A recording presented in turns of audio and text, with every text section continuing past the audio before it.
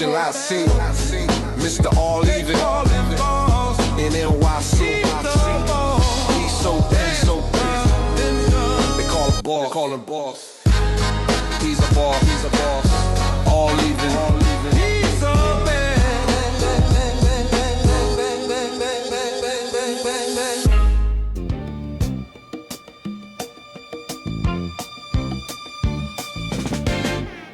Oh yeah.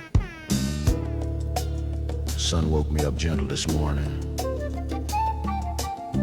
Like, share, and subscribe. Coffee smelling righteous. All even. You know when you hear a song, it's gonna be that type of show. I stretched my arms and said, Catch me on X. if this day gonna be righteous, Podcast, Instagram. let it be righteous all the way.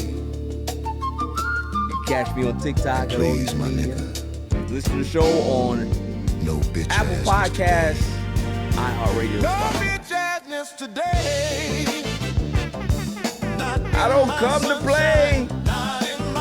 Not today. Oh, you evangelicals are gonna feel it today.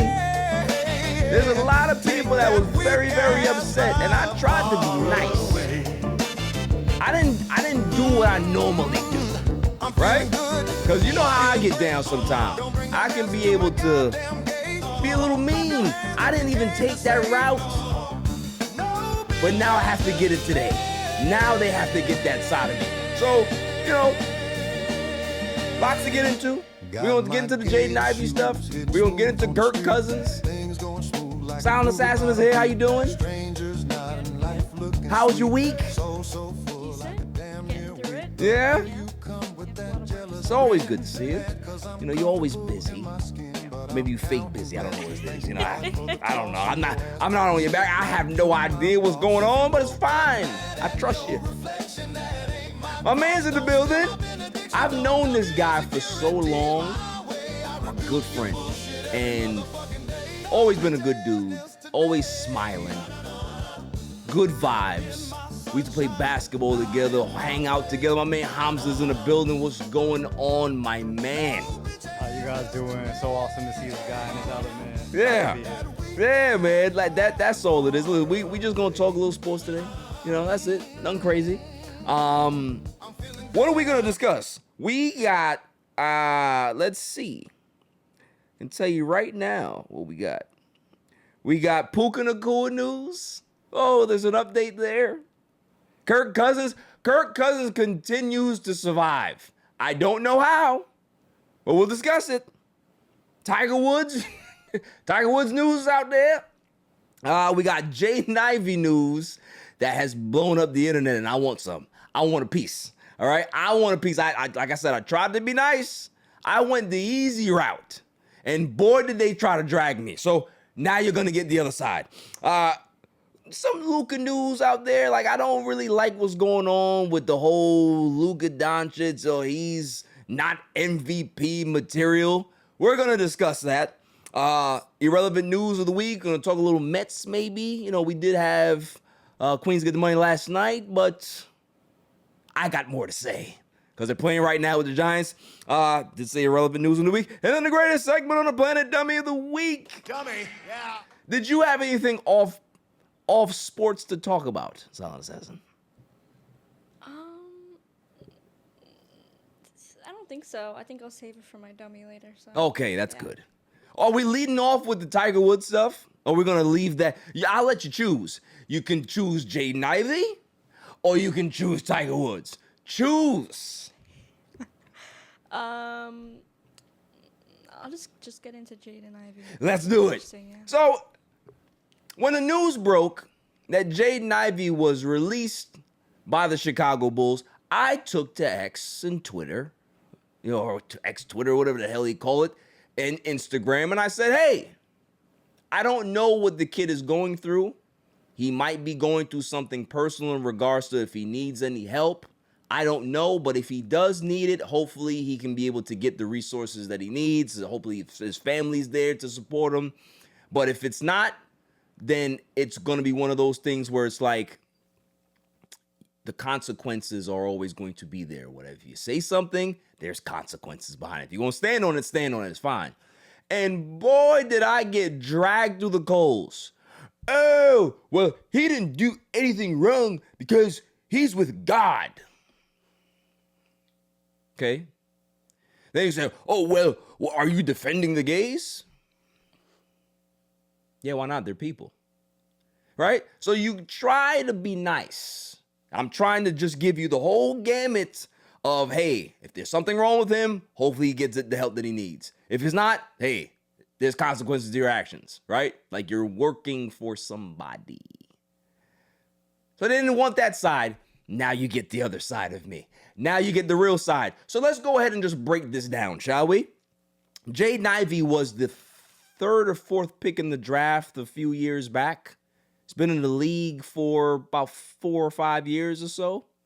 His first 3 years in the league, pretty decent, right? Had some real good potential, because when you get drafted that high, you get drafted in the top 5. A team is not drafting you in the top 5 to just be a piece. They think very highly of you, that you could be a cornerstone for that franchise, or you could be the franchise, right? It's either one or the other. They had very big hopes for this kid in Detroit. A few years later, he's in Chicago.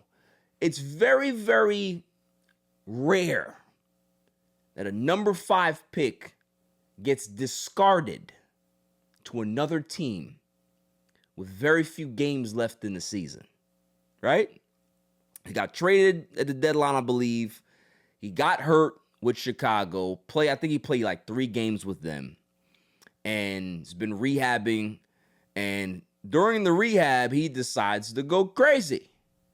And he's talking about all this stuff about how Steph Curry's not a Christian, how LeBron James is not a Christian, how Christians are not Christians, how Catholicism is trash. The man is just going on everything, how apple pies are sent from God and they're really good. And then the LGBT stuff, right? LGBTQ stuff, right? All of that stuff is just in there. He talked about how there was maybe some things that happened in his childhood. He talked about how he was abusive to his wife in certain ways. He didn't really get into detail. He talked about a lot of things. So people are really trying to figure out what's happening to him. Is he having a mental breakdown? Is there something going on with his marriage? Something's happening here. That's what the face of it looks like. Well, I'm here to tell you that no, that's who Jaden Ivey is. Because what people don't realize about Jaden Ivey, you see what happens when you're just a guy? Certain things don't get reported until the firestorm happens, right? Jaden Ivey was a superstar player. Maybe some of these things would come to light earlier. So here's the news that a lot of people don't know if you're following the story. Maybe you're not following the story. Jaden Ivey was a problem in the Pistons locker room. You know why he was a problem in the Pistons locker room? Because for what I've heard, and I've heard sources, that forcefully he would tell people about how to live their lives in regards to religious beliefs. Now, if me and you are teammates and we hanging out outside of the clubhouse or whatever it is, and we just on the street, or I'm on the phone, and I go ahead and I ask you about your religious beliefs because I want to know, I'm inviting that conversation. You go ahead and we can have a dialogue about it. But if I'm your teammate and we over here trying to break down plays and we in film study, and you over here telling me how devout you are, I don't care. Keep it out of the locker room. There's many devout Christians in basketball, in sports. They understand that it's not welcomed in a locker room. Not saying that people are atheist, but there's a lot of different beliefs out there. It's not just one. There's people who are secular. There's so many things that are out there. that you can't just feel that you can be able to just force your particular ideologies and beliefs on people. It's not going to work. This is why they tell you don't speak politics and don't speak religion on the job. You've heard that from the first day that you started working. I've also heard that Jaden Ivey once told fans in Detroit, you care too much about sports. You need to focus more on God. So these are people that have season tickets to watch the Pistons. They love the Pistons. This is where they go to get their release. They love their sports. And you're telling me that I need to get right with Jesus. Motherfucker, how do you know what I do? Mm-hmm. What makes you the beacon of religious views? Fuck are we talking about here? Yeah. Also, too, like, without the fans, he doesn't have a job. So Yeah. like, we're going to get there, right? He would then ask reporters if they fornicate out of marriage. Now, I don't know if that happened in Detroit, but that damn sure happened in Chicago. So let me go ahead and go paint another picture for you, because this is the biggest one for me. Okay. Detroit, 3 years, 4 years. Let's go 2022-2023 season. Jaden Ivey played 74 games, started 73 of those games. Pretty good. 23-24 season, Jaden Ivey played 77 games, started 61 of those games. Not bad. 2024-25 season, Jaden Ivey plays and starts in 30 games. 2025-2026 season, Jaden Ivey played 37 games and started 5 of them. So in the 4 seasons that he's been in the league, the last 2 seasons, Jaden Ivey has barely played. He's had some knee injuries. He's had some problems, right? But he's not healthy enough to do what he's doing. Basketball and sports is a production thing. If you're good at something, right? Silent Assassin she's the best producer in the world, right? She makes me look great. Makes whatever I say that much more powerful. If Silent Assassin was a jerk, she'd still be here because you're good at what you do. You can be a jerk, you can be mean, you can kick my cats down the street. I'd figure out a way to make it work. Why? Because you're talented at what you do. But let Silent Assassin go ahead and say, you know what? I don't really care about doing this anymore. Or anybody that I know, their production starts to wane. Your headache is more than your production, which means that I have to now weigh things. Can I tolerate this? Is the talent level enough for me to tolerate it? If it starts to be an imbalance, the answer is no, right? That's just the way society works. Talent will get you places. Talent will make people tolerate you. Talent will make you last longer than you should. But when you are not available and you're no longer helpful to that organization, you are now a liability. So it doesn't matter about Jaden Ivey's views. It doesn't matter what he said about Steph Curry. It doesn't matter what he said about the LGBTQ community. Anthony Edwards said some wild shit the other day. He got fined. You think the T-Wolves are gonna cut Anthony Edwards? Absolutely not. Kobe Bryant once used the F word and was fined for that. You think the Lakers are gonna say, you know what, Kobe Bryant, we're gonna have to trade you because you did something bad to the community. They said, no, you can take this fine. Matter of fact, we'll pay it for you. Draymond Green use that same word. Why? Because in our culture, we use that word for different contexts, right? Different reasons. He was fined.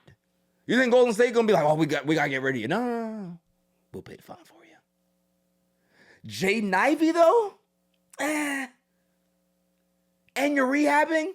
And when you were playing with us, the 4 games that you did play wasn't really that good. It's not like you averaged like 50 points a game and was, oh man, this guy's talented.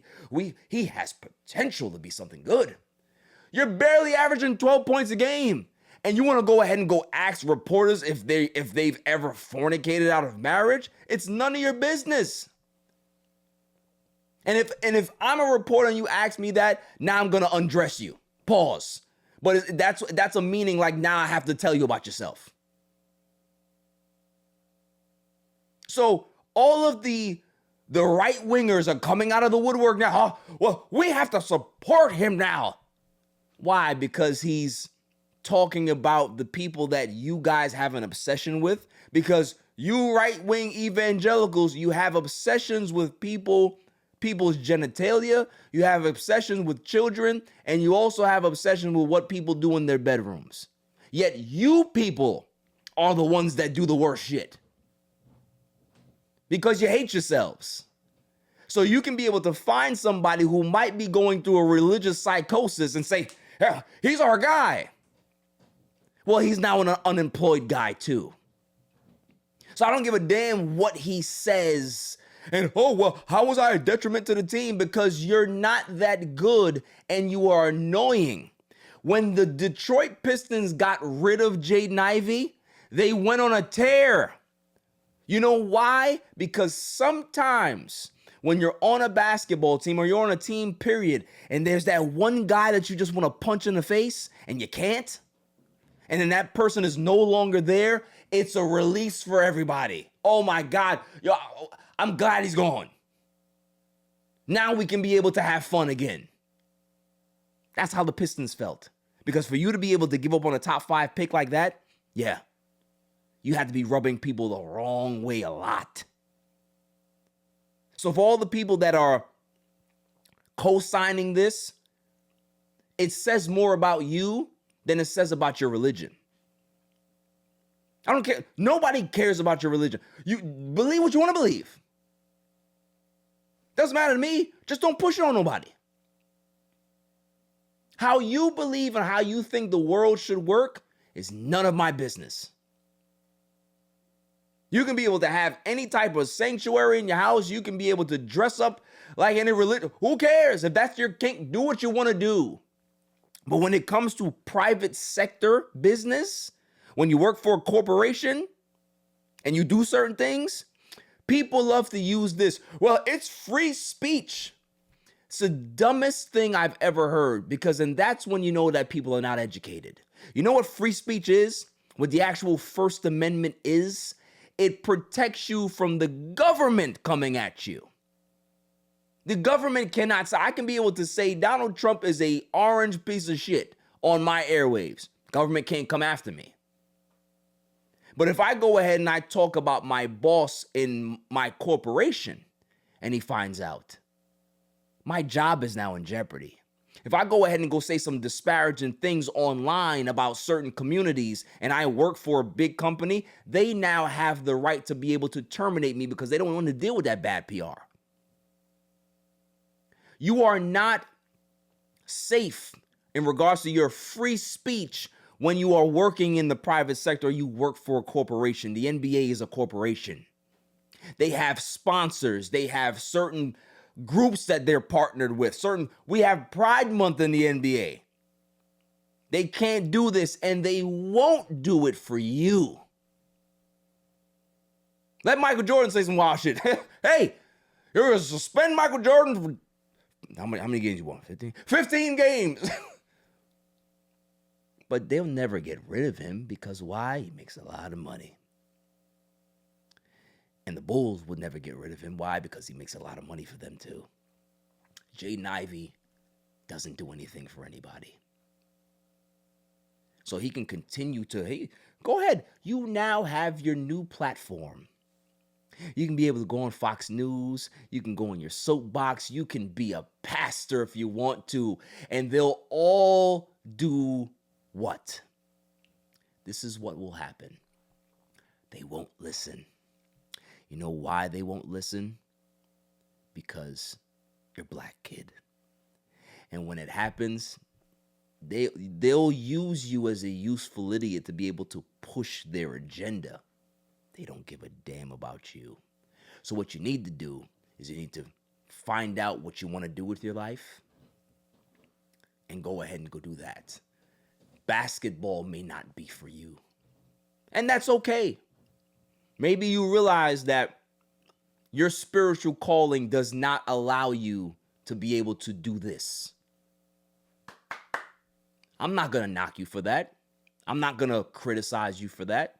But what I will criticize you is that you will stop trying to force your beliefs on people. I hate that. Because at the end of the day, you were just not talented enough to be able to have that platform. And on top of that, you go after Steph Curry. Once you go after Steph Curry, you might as well pack it up. Pack it up. They can be able to forgive you about the LGBTQ. Don't come after Steph. Ain't no reason to come after Steph. Man's a saint. Man's a saint. You have no reason to come after Steph. That's all it is. So people can say what they want. They can go ahead and go make whatever narrative they want. Oh, well, they're persecuting him for his beliefs. It's the dumbest thing I've ever heard. I would love those same people that have all of those, that got the Twitter fingers and the IG fingers. Go ahead and go say some wild shit on your platform, whatever job you work at. Go ahead. Go say whatever you want and then post that particular video to your office chat and see what the fuck happens. Hey, stand on business. You can stand on business all you want. Well, these are my beliefs. You are going to be an unemployed believer. That's fine. It's all good. As long as God can be able to pay your bills, you should be fine. Right? Because according to Jaden Ivey, right, when he had the knee injury, they said, hey, you need to rehab. Oh, no. God has healed my knee. Okay? This is a real story, too. God has healed my knee. So they said, okay, kid, let's go ahead and go take this MRI. Knee's still fucked up. You see what I'm saying? So if I go ahead and now judge you because you sound crazy, I'm now insensitive. No, there's something wrong with you. So Yeah, something like, because like you said, like, especially in sports, like, there's so many people who put themselves out there as being religious, like wearing a cross or pointing up to the sky or whatever. Like, they also too, like, I feel like a lot of athletes also have like a Bible verse like in their bios and whatnot, but you don't see them out here like saying outright that this is what I believe. There should be no LGBTQ, whatever it may be, because then again, like you said, like, that's what gets you in trouble, because you're an asset to a business. Yeah. So if you're going to be a detriment to the business, okay, goodbye. Yeah, like, if you're the business, you can do whatever you want. Right. Exactly. But if you're representing a huge corporation, like a millions of dollar corporation, like, they have the right to protect themselves. And if they feel like you're going to be taking that away, like you said, like, there's now LGBTQ night and all these other things that, with what he said, are now going to take money out of their pockets. They don't care. And especially too, like, who are you even on our team? Like, it's all about the money. Silent assassin. Like, it's unfortunate, but that's what it is. Like, in sports, you leave it out of the locker room. Mm-hmm. They said that from day one. Mm-hmm. Some teams have it on their sign at the door in the locker room. You leave these things out. Mm-hmm. Because all it does is it causes division. Mm-hmm. And we need camaraderie in here. Mm-hmm. People come from different walks of life. You don't know where this guy comes from. You don't know his background. You're learning who this person is. But I can learn who you are without necessarily putting my beliefs on you. Mm-hmm. We might have a lot of things in common, and you may believe this and I may believe that. I may have my own political views. You may have yours. I'll never ask you. Yeah. Because it doesn't matter here. Yeah. What I need to know is if you're good enough to be able to help us win. Mm-hmm. That's all I care about. Mm-hmm. Yeah, like in any job situation, like, if you're there to do a job and a role, you have to work together, right? But like, your religious beliefs, your political beliefs don't matter. Like, we can still get along. Like, Yeah. everyone should have their own opinion. Right. Just because I believe in something, that doesn't mean I want you to believe in it. Like, we need opinions. We need differences to kind of coexist, you know? Not Yeah. everyone should be the same. So, like, the second that's open up in the locker room, it should be like, hey, cut it out. Right. You know, Unless I'm inviting that conversation. Yeah, If I yeah. invite that conversation Then and you okay. go ahead and go give me a 3-hour sermon, I did it to myself, right? Because I asked. But if you're just going ahead, oh, well, yeah, you and your girlfriend, oh, yeah, well, have you had any premarital relations? Mind your goddamn business. That's just like, that's sexual harassment. Yeah. It's like, why? Because at the end of the day, most of the people that ask those questions and they're offended by what you do in your bedroom, most of them have belts around their neck trying to get off. That's what they do. Erotica asphyxiation, you ever heard that? That's what they do. Choke themselves to the point that they're about to die. That's what they do. Oh my goodness, you're having premarital sex. Oh. And that's going to be my PSA. Oh, it's a good show today, trust me. Moving on. I am not a fan of the national narrative around my Lakers. I've always known that it's been there, right? It got worse, though, when LeBron got here, because the last Laker MVP I saw was Kobe Bryant. That was in 2008. It's a long time ago. It's almost 20 years since the Laker has held an MVP trophy. I wonder why. Yeah, we've had great players that have been on this team for the last almost decade now. Hell, I remember 2020. The Lakers were pretty good. Pretty damn good. That team was solid. They were tight. They had fun. Defense was one of the best in the league. And LeBron James decided to play point guard for the first time in his career. And you know what he ended up doing that season, Silent Assassin? Not only did the world stop and then it had to start up again, but he led the league in assists for the first time in his career. For the first time, he actually chose to play the position. For a team that hasn't been that good at that time in a very long time. So you would think that the Lakers are now back into the national spotlight. They have the league's best player, or one of them. He's putting up historic numbers. And the Lakers are good. That, to me, sounds like an MVP season. But no. Shouts to Giannis. I'm not going to discredit Giannis. Giannis had a great season that year. Bucks had a great season that year as well.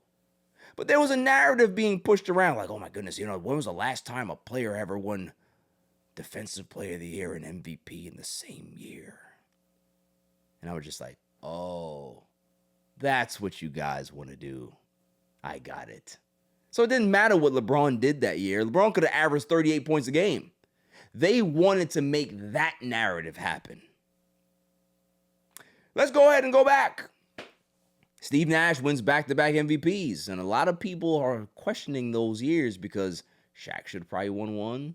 LeBron should have probably won one. Kobe should have probably won. Like, there's a lot of names that were pushed around at that time, and people were just like, we love Steve Nash, but 2 back-to-back? Okay. Dirk's MVP, we respect that, right? James Harden wins an MVP. And the year prior, he was a runner-up, and people were like, oh my goodness, you're runner-up to Russ. But you'll get it next year, and he did. Hell, let's talk about Russ getting the MVP. He got the MVP. Why? Solely because he set the triple-double record. Nothing else. He had a great year in regards to his numbers, but the OKC Thunder weren't great. They were a 6th seed, and he won the MVP. Jokic, he's won the MVP in a 6th seed. So it's not best team, best player, right? It's not defensive guy, because I just named a whole bunch of players that don't play any defense outside of Russ. So the whole narrative now is, oh, well, Luka's good. He's having a good season, but he doesn't play enough defense. How many MVPs does Jokic have? 3. And he doesn't play any defense at all. Hell, it's a narrative. It's something that people just discuss and laugh about. I would say that Shea, as great of an offensive player that he is, not really a great defender. He has great instincts. I wouldn't call him a great defender. The OKC as a team, they play great team defense. They get away with a lot of physicality because that's their style of play. But am I going to say that Shea's a great defender? No, I won't say that. But yet Luka now gets criticized, and he has to fall in the MVP rankings because he doesn't play any defense. Yet the Lakers are one of the hottest teams in the NBA. Luka has more 40-point games than anybody in the league. He had the most points ever scored in 1 month in Lakers history last month. But yet he's still 4 or 5. And here's this. I got to find the clip here because I know I got it.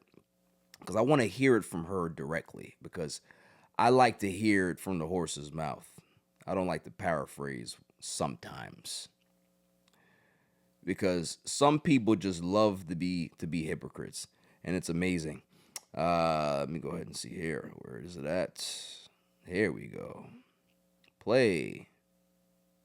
So do you agree with Austin Reeves that we, the voters, are overlooking Luka Doncic? Is he the top contender for MVP right now? No, he is not. Is the reason because you do have to play both sides of the ball for all 8 months of the season? Yes, it is. I mean, he has definitely been improving. I am the loudest voice that Luka is not the defensive liability that people think he is once he gets to the playoffs. He cares differently. He plays differently. And it is a, full season award. And it is for both sides of the ball. So am I going to vote him my number 1 for MVP? No. Is he going to be on my ballot? Absolutely. He's having a year that in a different year, he would easily be the front runner for MVP. Dude, but don't we say that? I feel like we've said last year it was, if this was a different year, Giannis would have won MVP and he wasn't even near the top of anything last year, but his numbers were better than in his MVP season, and he's a 2A player. Yeah, it's tough for someone like... I just don't get it. I don't understand how people can double talk that much. Like we don't have receipts. Like you don't have a social media, an internet imprint or footprint. Like I remember what you said about James Harden. I remember it. I remember what you said about Steve Nash. I remember these things. So all of a sudden now, people have to now play defense for 8 months out of the season to win an MVP. This is why the MVP doesn't matter anymore. It's because you have certain writers and certain people that are in the media that are responsible of picking the MVP. It's garbage. I remember the whole narrative of Jokic. They were going to give him, he was going to be the first player to win 3 straight in a while since Larry Bird. And people kind of like frown at it because it's just, oh, well, yeah, one white guy win 3 straight, and then the next guy that wins 3 straight is going to be another white guy. What happened to LeBron?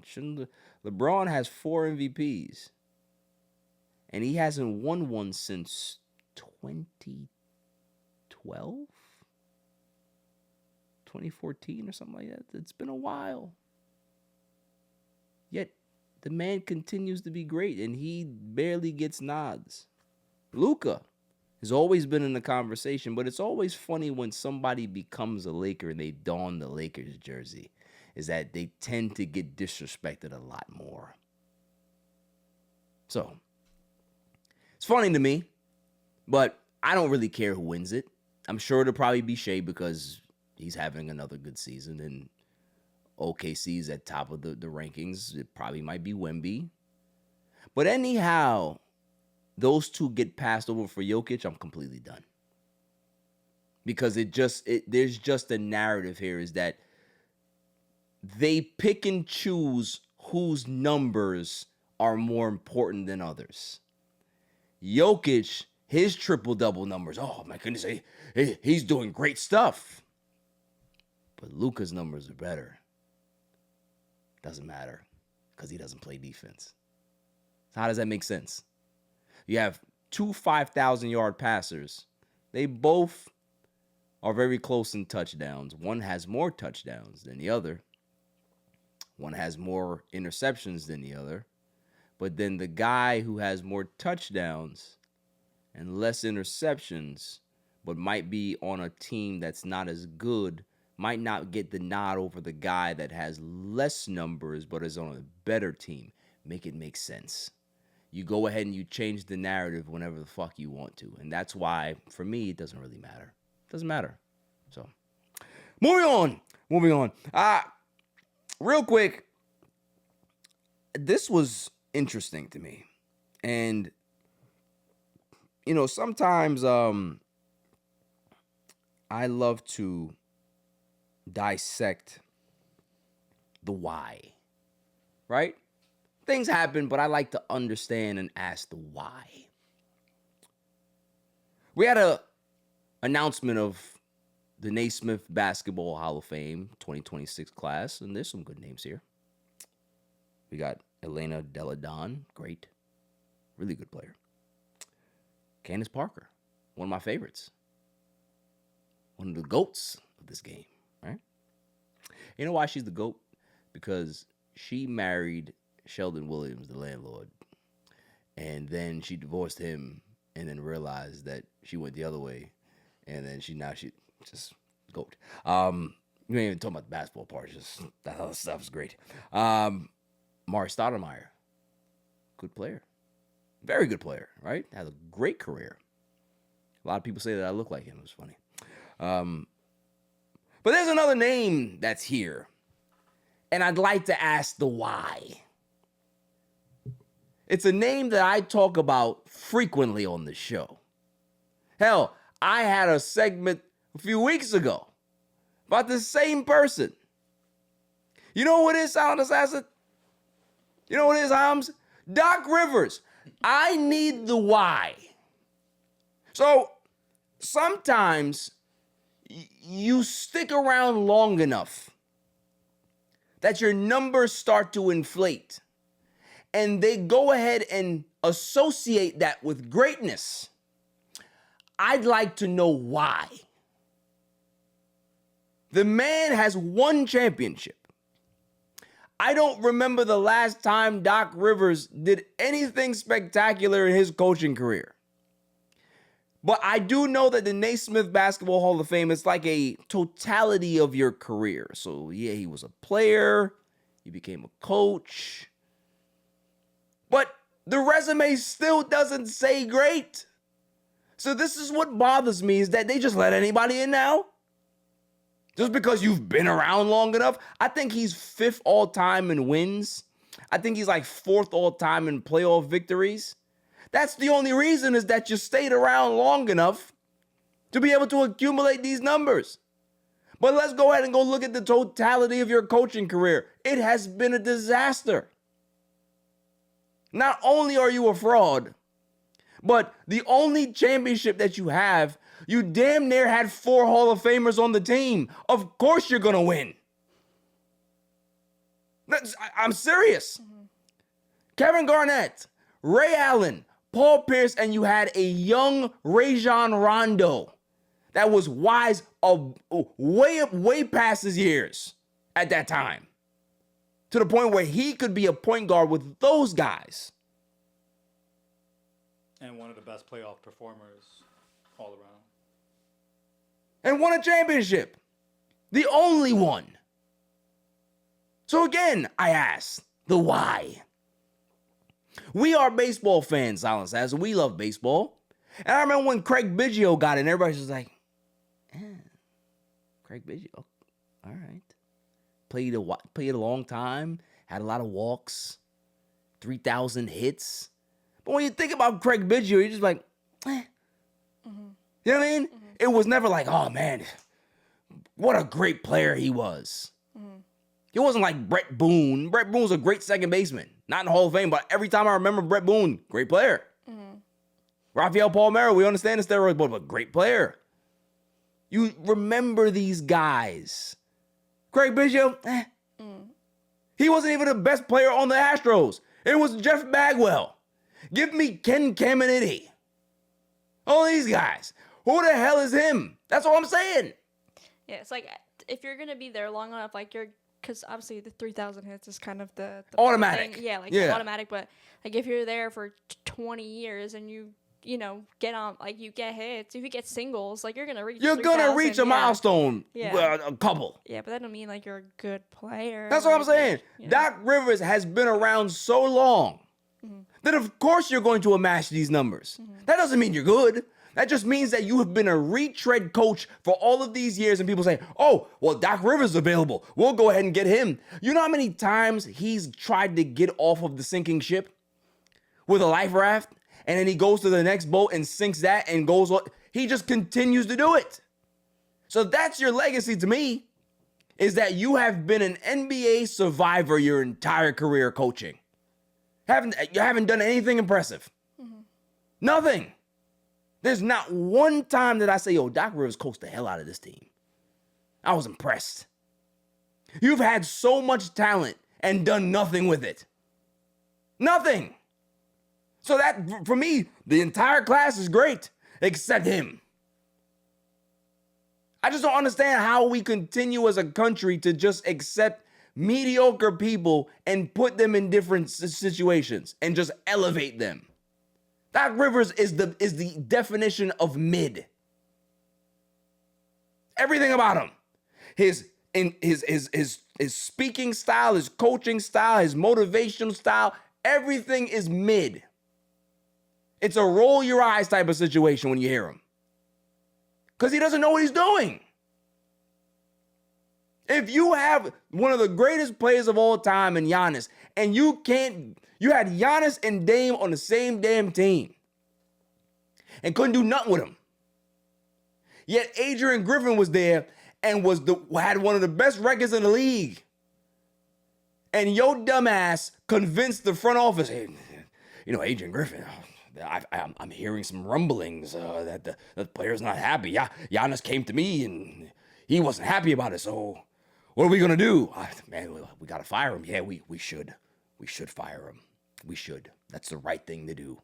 Who are we going to hire? Well, I'm here if you want me to. I'll take the team off your head. Opportunist.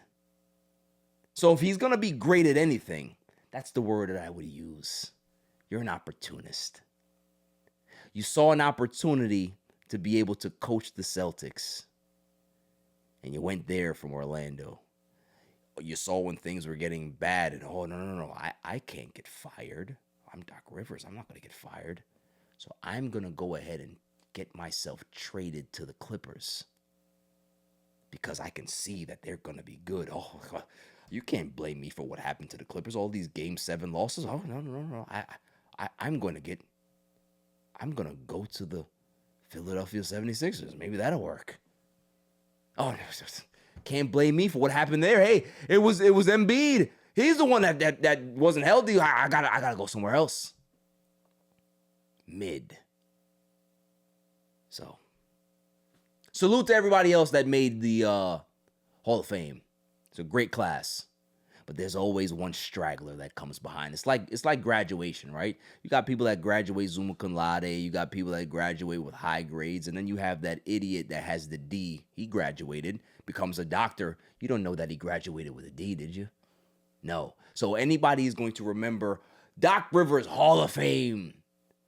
Nobody's going to care to look at the actual stats and the history as how he got there. A retread mid-coach. Moving on. That's pretty good, right? Yeah, it's good. What do we have next here? I think we're done with basketball. Let's go. Should we go to irrelevant news of the week, or should we go straight to the NFL? What do you want to do?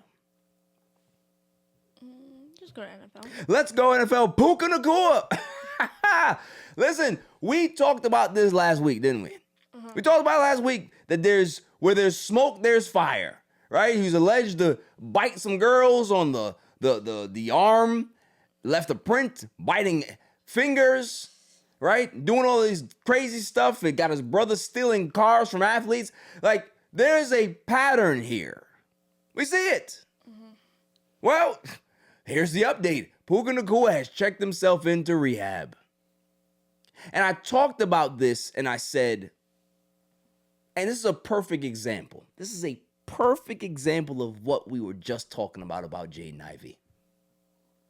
Puka Nacua is one of the best wide receivers in football, top 5, right? The Rams, let's see how the Rams handle this. He admitted he needs to go to rehab. Oh my goodness! Well, of course we're gonna support you. What do you need? Do you need one of our team assistants to be with you? Do you need somebody to be able to be your accountability coach? We'll make sure that you get back on your feet, Puka Nacua. We're here for you. Let Puka Nacua go ahead and go average about 300 yards a season. Are we having this conversation about somebody checking themselves into rehab and the team still having you on the team? No, we're not. Like, even before, like, once the allegation comes out, like, you're getting dropped. Like, that's Cut like a bag of dope. Just cut. Right? They ain't got no time for that.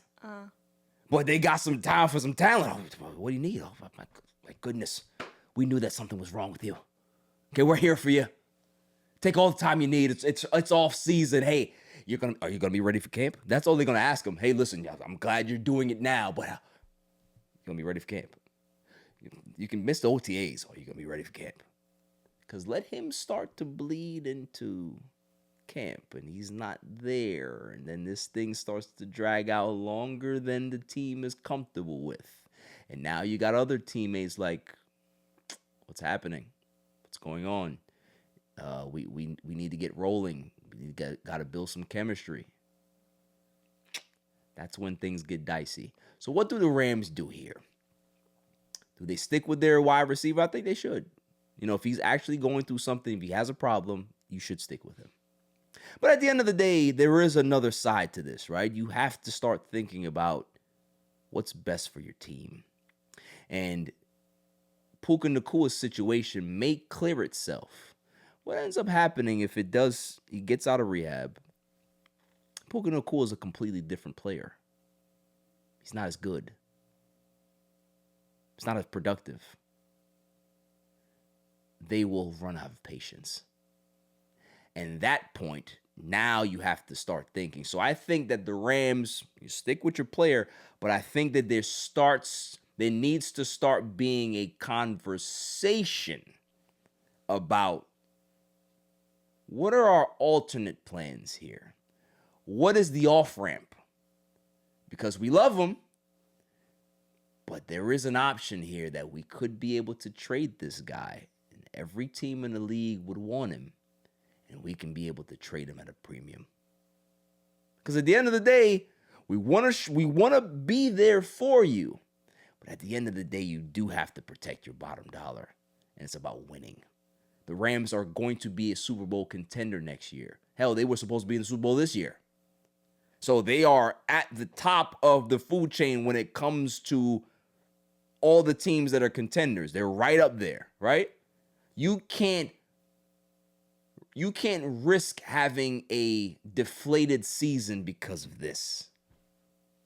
So what's the off-ramp? You got A.J. Brown out there. You have some other guys that you can be able to go get. I don't know. I don't know what they do. I'm not saying that they should pursue this. I'm just saying that they should start having conversations. Because if he can be able to get himself right, wash out, be good, dry out and all that stuff, cool. But if he doesn't come back good, he's due a paycheck soon. He's due a bag soon.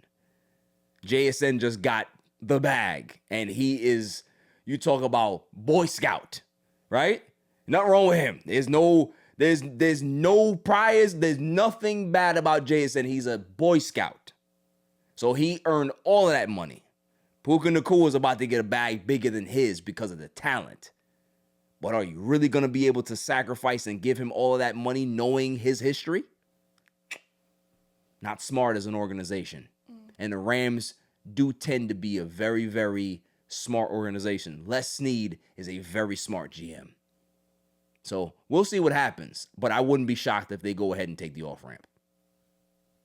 Wouldn't blame him at all. And I don't think that Puka would blame him either. You got to do what you got to do. He'll find his way. He'll get another team. But I don't think it's a smart idea to be able to wait too long. Give him a chance, but see how it happens. Moving on. You know, I talk all the time about, like, God damn it, the Mets are getting killed. All right, calm down. I talk all the time about survivors, right? I call James Harden the NBA survivor, the kept wife. He just finds a way to just be on teams and people just continue to trade for him. I just don't understand it. I don't get it. And I talk about also the ability to just survive and do things that no other people can do. It's like cockroaches, right? If the world ends today, if nuclear war hits us, we'll probably be gone, maybe.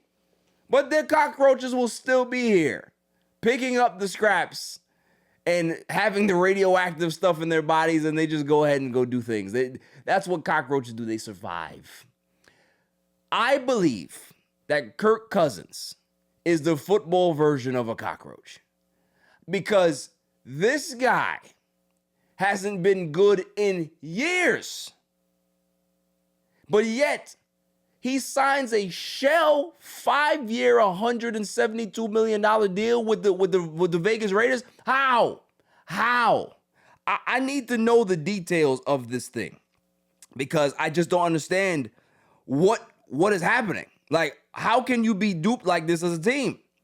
Let me go ahead and go see what the hell the actual details are, because it's crazy. 5-year, $172 million deal with the Raiders, in reality is a 1-year, fully guaranteed $20 million deal that also contains a club option for 2 additional years at $80 million. So if they want to keep him, they're going to have to tack on another $20 million on top of that. It gets better. The Falcons are chipping in another $8.5 million. And the Raiders another 1.3.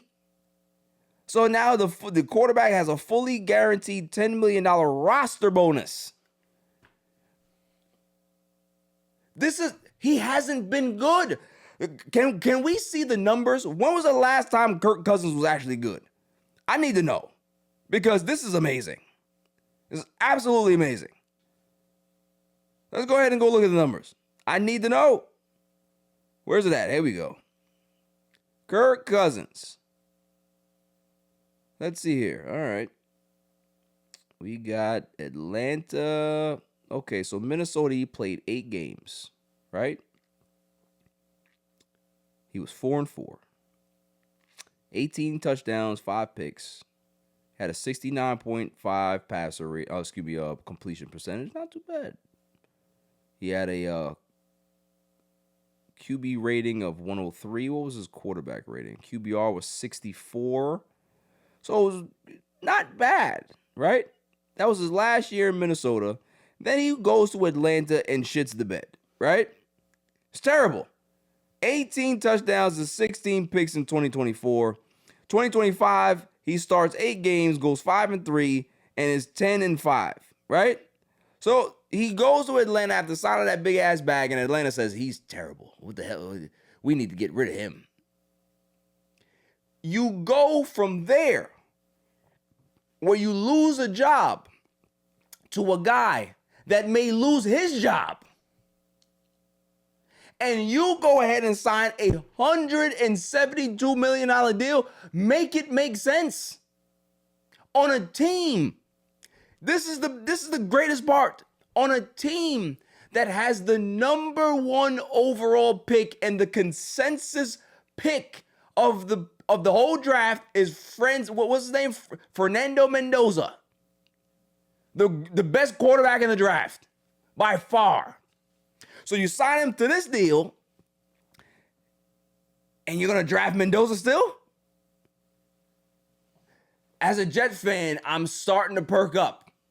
I got the windhorse fingers right here. Something's up.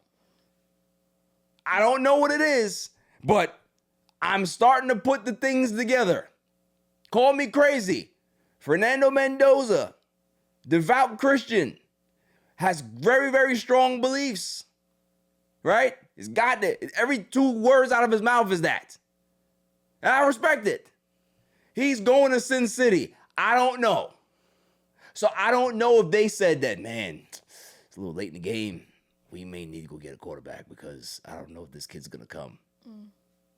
They're meeting with him to maybe convince him, hey, we know that you have some reservations about coming here. We understand that our culture, we haven't won in a while.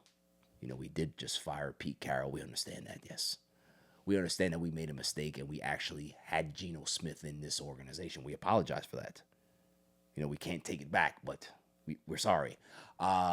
We understand that prostitution is legal in the state of Nevada. We do understand that. So we understand that there's a lot of things that are wrong here. There's a lot of red flags here. But give us a chance. See, a lot of women, when they go ahead and go meet a guy, and there's a lot of red flags, and you know what the woman says? They say, you know what? I still like this guy. You know, there's a lot of things that are weird, but I'm going to give him a chance. How does that work out most of the time, Silent Assassin? Huh? Get murdered. Yeah. Either you end up on the news or the thing just doesn't work. Yeah. Right? Yeah, never works out good. Never works out good. So All the signs are there. Fernando Mendoza, hey, there's too many red flags here with the Raiders organization. The only green light, the only ray of light in this entire organization is that bad man Tom Brady. That's the only one that you can be able to say, hey, listen, I hate everything else here, but if I can be able to just focus on Tom, I'm all right. So that may be a saving grace. But why would they give a backup $20 million? That's all I'm saying. I understand that you might need a veteran to be able to help bridge it, but you have Brady. So why would you need Cousins to be able to be in his ear and give him all the advice when you have the greatest quarterback of all time? It doesn't make sense. And why would you give him $20 million on top of that? The last $20 million quarterback that the Jets had was Justin Fields. He started. No matter how bad he was, they put him out there. Because you got to warrant the money that you're giving him. So again, it's definitely interesting and like eye-opening. Like this is just like a weird because you think about like I feel like the Giants, but also too they didn't get Dart until later in the first round, right? And then two like Russell Wilson and then Wilson's contracts weren't obviously built like that. They're Russell Wilson on a 1-year deal and whatever. Yeah, Jameis got like $6 in that contract. He didn't get much. Yeah, he got nothing. So it doesn't make you kind of question like, oh, maybe they're kind of getting word that there might be a little, possibility. But if I'm Mendoza, do you rather get the potential? You just throw all that away, all your beliefs, right? But yeah. That's obviously hard for someone like kind of at his level of beliefs. You get to learn from Tom Brady, or you go to the Jets that don't really have a great track record. However, they do have the best future of any team in the NFL right now. The way that it looks, that's correct. But there's a lot of question marks. Do you risk it, or you pretty much have a sure thing with Tom Brady to kind of be your coach and leader? I mean, like you're to learn from him, like your teacher. Yeah. So I don't know. It's definitely going to be interesting to see once draft day comes, or I guess leading up to it. Obviously, we're going to find out more of how it plays out. But yeah, because shouts to my man Hamza. He did say something while we were prepping for this show. He said, if they are having reservations or Mendoza's having reservations, then the Raiders can now be able to go into a hyperdrive and be able to see if they can shop that pick. Because if Mendoza's not going to be the guy, if he doesn't want to come here, then we don't need to have the first spot. We can be able to go down to 5, 6, stay in the top 10, but now we can be able to get more draft capital and go get what we want. If Kirk Cousins is going to be our guy for the year, we can bridge that year because the quarterback class for next season is way better than the quarterback class this season, right? So that looks like the path for me because that's the path that I want the damn Jets to take, right? I don't want them to go draft no damn Ty Simpson. I don't want him. You let Geno Smith play. Let him be as bad as possible because Geno Smith is going to give me exactly what I want. He's going to lead me to Arch Manning. That's how bad he is because his track record has said it. Everywhere that Geno has gone has led to the number 1 pick. And that's where we're headed.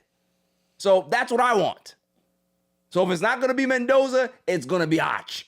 Okay? So we'll see how it happens. But it's very, very interesting how this thing is playing out because shell deal or not, giving him $20 million is just like, for a guy that should be happy getting 8 because of what he's done over the last 2 seasons. And he hasn't played like what warrants him getting, $20 million. Like, because that's a pretty hefty price tag for a backup, No, So, there's no backup I know making $20 million except Kirk Cousins when he was on the damn Falcons. Yeah. You understand what I'm saying? Yeah, and Make it make sense. But also too, like with that contract as well, like he was making starter money, and Yeah. then they drafted AEP&x. Like, Yeah. So it's interesting. So listen, and people might look at this as hate. It's not.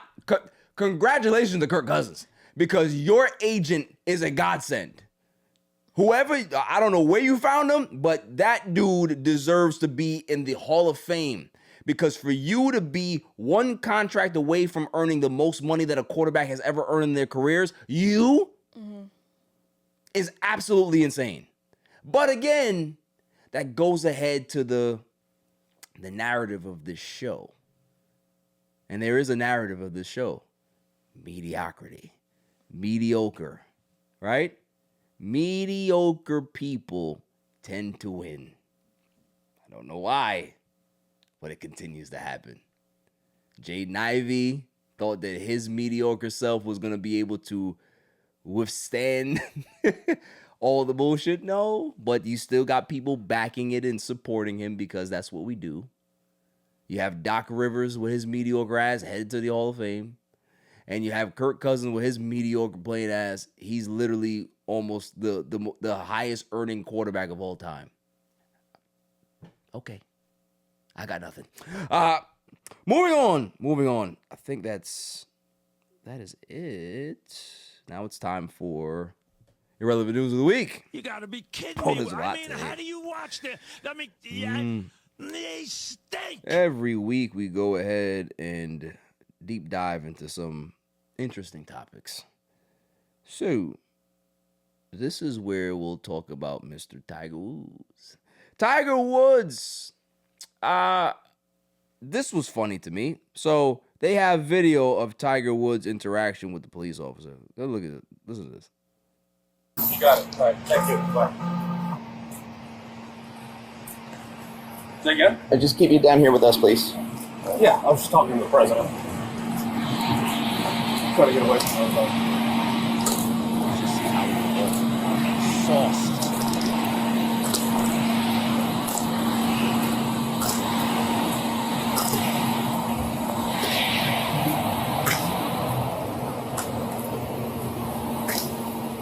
All right.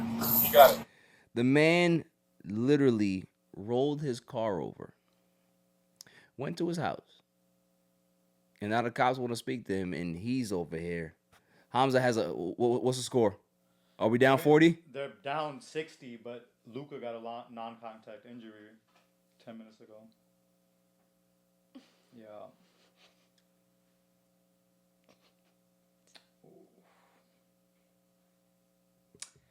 It could be Achilles, just the way he... Oh, come on. It's not sure, but the way Come he took on. that step. Yeah. Season over. Oh my God. Tragic. I don't even care about the game. Yeah, the game don't matter. Who cares? That's the champs. Of course they're gonna beat the hell out of us. Luka, come on now, dog. Like, really?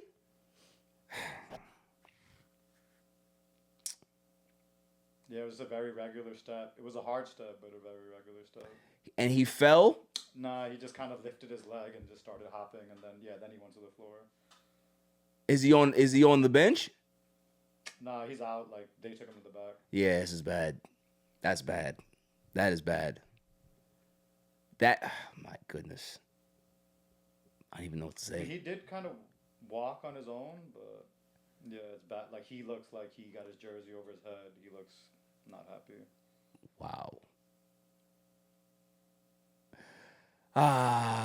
Hopefully we get some positive news on Luka. I mean, at this point, shut him down for the rest of the season until the playoffs. Yeah. If it's not serious. If it's serious, then it is what it is. But man, that I was not expecting that. I saw his face and I was saying that can't be good. That can't be good. That is a face like shock and sadness at the same time. Yeah, that's exactly what Man. Damn it, Luka. So Tiger Woods. At some point, we have to start having a conversation about when is your talent enough? When is the cutoff point for you being a talented person but continue to be an asshole and continue to be a menace? Does talent continue to get you through at that point? Because when you're 20 and the world loves you, if you make a mistake in those years, those subsequent years, there's some leeway. If you're 30 and that greatness is still there and you had some issues, may not get the same leeway that you got in your 20s, but you've had enough public goodwill that you can recover. In your 40s, if you do this, now people have a footprint. Now they're going to start saying that this is a pattern of behavior. That although you're great, how long can this go? But they'll still give you a pass if you're contrite, right? Because at the end of the day, you're still productive. You're still making people smile. You're still putting money in the seats. But at 50, how does that work? Where's the cutoff point is what I'm asking, because it could be different for everybody. But I'm asking specifically for Tiger Woods. How much more goodwill are you going to have with all of the missteps that you've had? You've had this is like maybe your 5th DUI at this point. You've had the porn addiction. You've had public spats with your spouse. You have had weird comments about you not being black. That's a thing. So at some point, when's the cutoff? And then it's so funny that as you flip your car over, you are on the phone with the president, because what are you looking for? You're looking for a get out of jail free card. Hey, I'm Tiger Woods. I just spoke to the president. You should let me go now. No, the fuck I won't. I don't give a damn who you spoke to. You could spoke to Mahatma Gandhi. I don't give a damn. You going to jail today. Mm-hmm. So again, I've lost all respect for Tiger Woods years ago. I feel sorry for him because of how he grew up and his story. I empathize with him because somebody that can be able to go through certain traumas in their life and they don't really advance because of those traumas, and maybe what you're seeing is a byproduct of that, I empathize with you. But what is the cutoff? Because at some point, you cannot use things as a crutch any longer.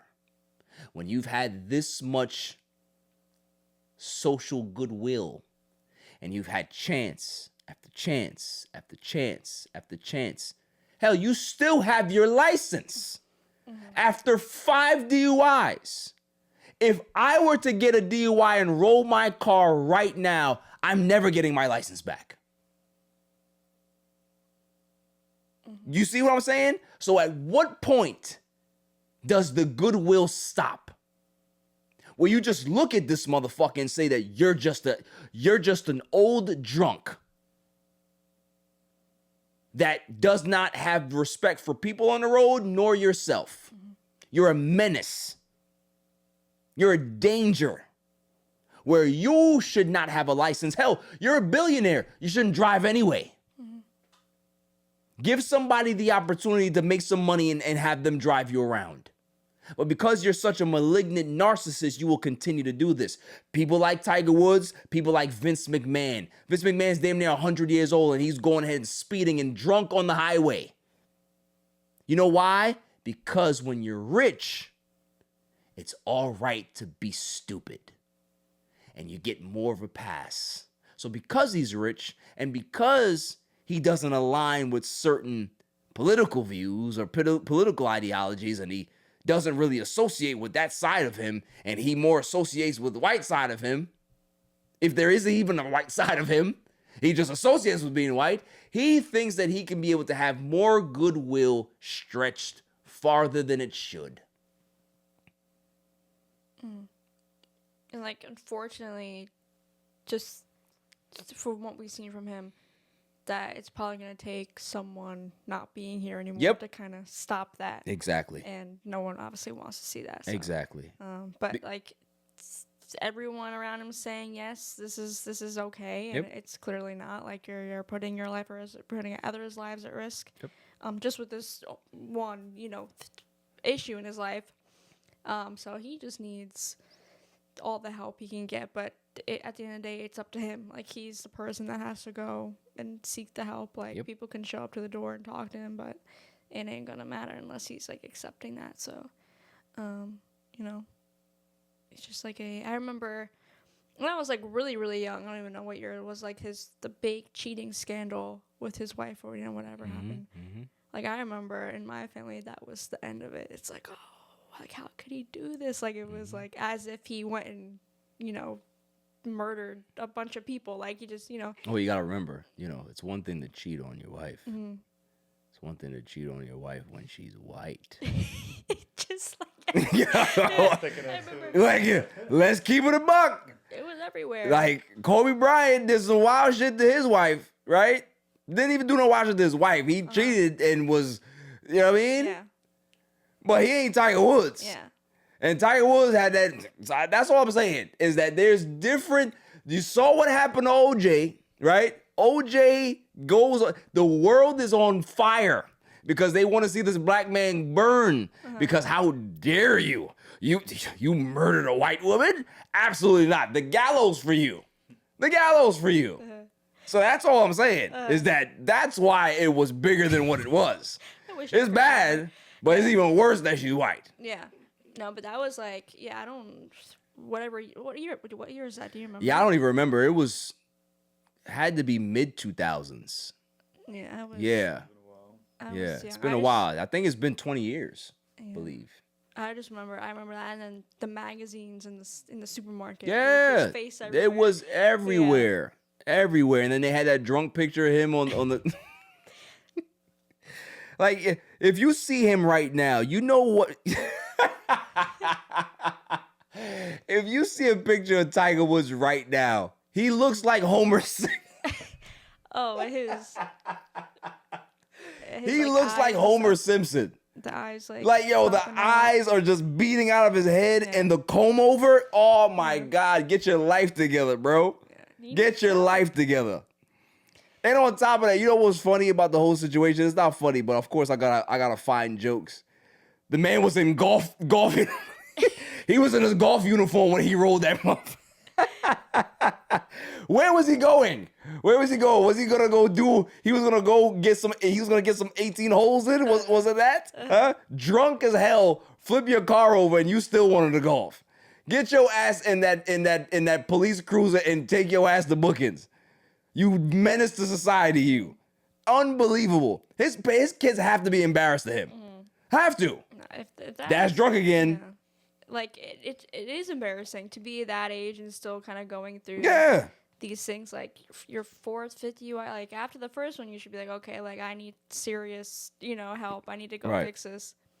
And for him to keep getting his license back, whatever it is, he's just driving, because he just doesn't care. Like, you can't be doing that. Right. Absolutely. I totally agree. Moving on. We have. Oh, this was a funny story. Did you hear about the whole? You're too young, but I'm sure you've heard about it, or maybe I know Hamza's heard about it. He's gonna laugh. The whole Chili, TLC, T-Boz thing. So they're an old R&B group. Mm-hmm. You're too young to know about this, but they were very big. Say they're an old R&B group talking about TLC. Yeah, right. We're up there. Oh, we're up there. But I'll send you some of their songs. They had no scrubs, right? Yeah, TLC Waterfall song. Yeah, Waterfall. So they had a couple of bangers, man. Great group, right? Well, Chili of the group, I didn't know she got exposed, and boy, oh boy, she got exposed of donating money to MAGA and certain Republicans and all this other stuff. And her fan base, TLC's fan base, is 100% women, black women. If you know, in the last election, 92% of black women voted for Kamala Harris, which means that the majority of base don't mess with MAGA, right? So she went ahead because they have a tour coming up with there's other groups on the tour. I want to go ahead and get it right because I don't want to mess it up. It is, let me see. Can't see it here. If you can find that for me, cool. But there's two other groups that are on the tour. So obviously there's big money involved. And she took to her Instagram and she was like, just I'm hearing all of this disparaging things is going on. And, I thought that I was donating to good causes like for the veterans and for sex trafficking and all this other stuff and blah, blah, blah. And, I know that there was somebody told me that I liked or reposted a video about something disparaging towards Michelle Obama, about her not being a woman and stuff like that. And I think I might have pressed the repost button by accident because, it was closer to. So I'm just like, the apology was worse because I'm on Instagram a lot because I get my news, sports, and all that stuff. And correct me if I'm wrong. There's a heart button to the left. That's the like button, right? Then there's a little circle with a little thing there. That's the comment button. And then the third button is the repost button. And then there's the arrow button. That's the share button. I've never, and mind you, I think I'm very tech savvy, and sometimes maybe I'm not. I've met people that are not tech savvy that have never confused any one of these. So even if you wanted to like something, you wouldn't hit the repost. Or if you wanted to comment, you wouldn't hit the repost. You just hit the repost button. But that's not even the biggest part of the whole situation. She has a footprint of voting for Republicans. Like, T-Boz exposed her and said that she voted for Trump in 2016. Chili. So there's a track record here, but that's not what I'm even talking about because I always ask the why. It's always important. It's not about what you did, it's the why. If you reposted a video about Michelle Obama not being a woman, and it's reposted on your page, what the fuck does your algorithm look like? Yeah, like why are you? No, I've heard nobody ask about this question, Hams. The why. What is your algorithm saying? There must be a whole bunch of wild conspiracy theory shit that you watch on your feed that you came across this and accidentally hit the repost button. So which means that you're a conspiracy theorist and you're a nut. Also, too, like, I have, when the repost came out, like, I would scroll, and one time I hit it, but I'm like, I see when it pops up, Yeah. and I automatically undo it. Right. It's like, I feel like you can't accidentally and then not see it go through. Correct. And just go through with it. And, it's like, stuff like that, too. Like, you have to be, looking at similar types of content to even get that, because I feel like that was such an old thing, like, as well, like, when I was, like, younger, like, oh, she's a man, or whatever, and, like, just people being stupid. But I mean, that is conspiracy theory on that end of the, If you have those on your feeds, you are down the rabbit hole of conspiracies. You're a nut. So my thing is that just own it. Yeah. If that's, but she can't because it's gonna fuck up the bag. So if she comes out and says, hey, I am MAGA and I support, the tour's coming up. And all of those women, the 100% women that support you, black women, and the 92% of black women that voted for Kamala Harris, you think that they're going to show up to your concert? I don't think so. You have people right now that are refunding their tickets. So again, you have to be careful because what people don't realize is that you have a internet footprint. They have people that belong in the FBI of how good and how much they can find on you.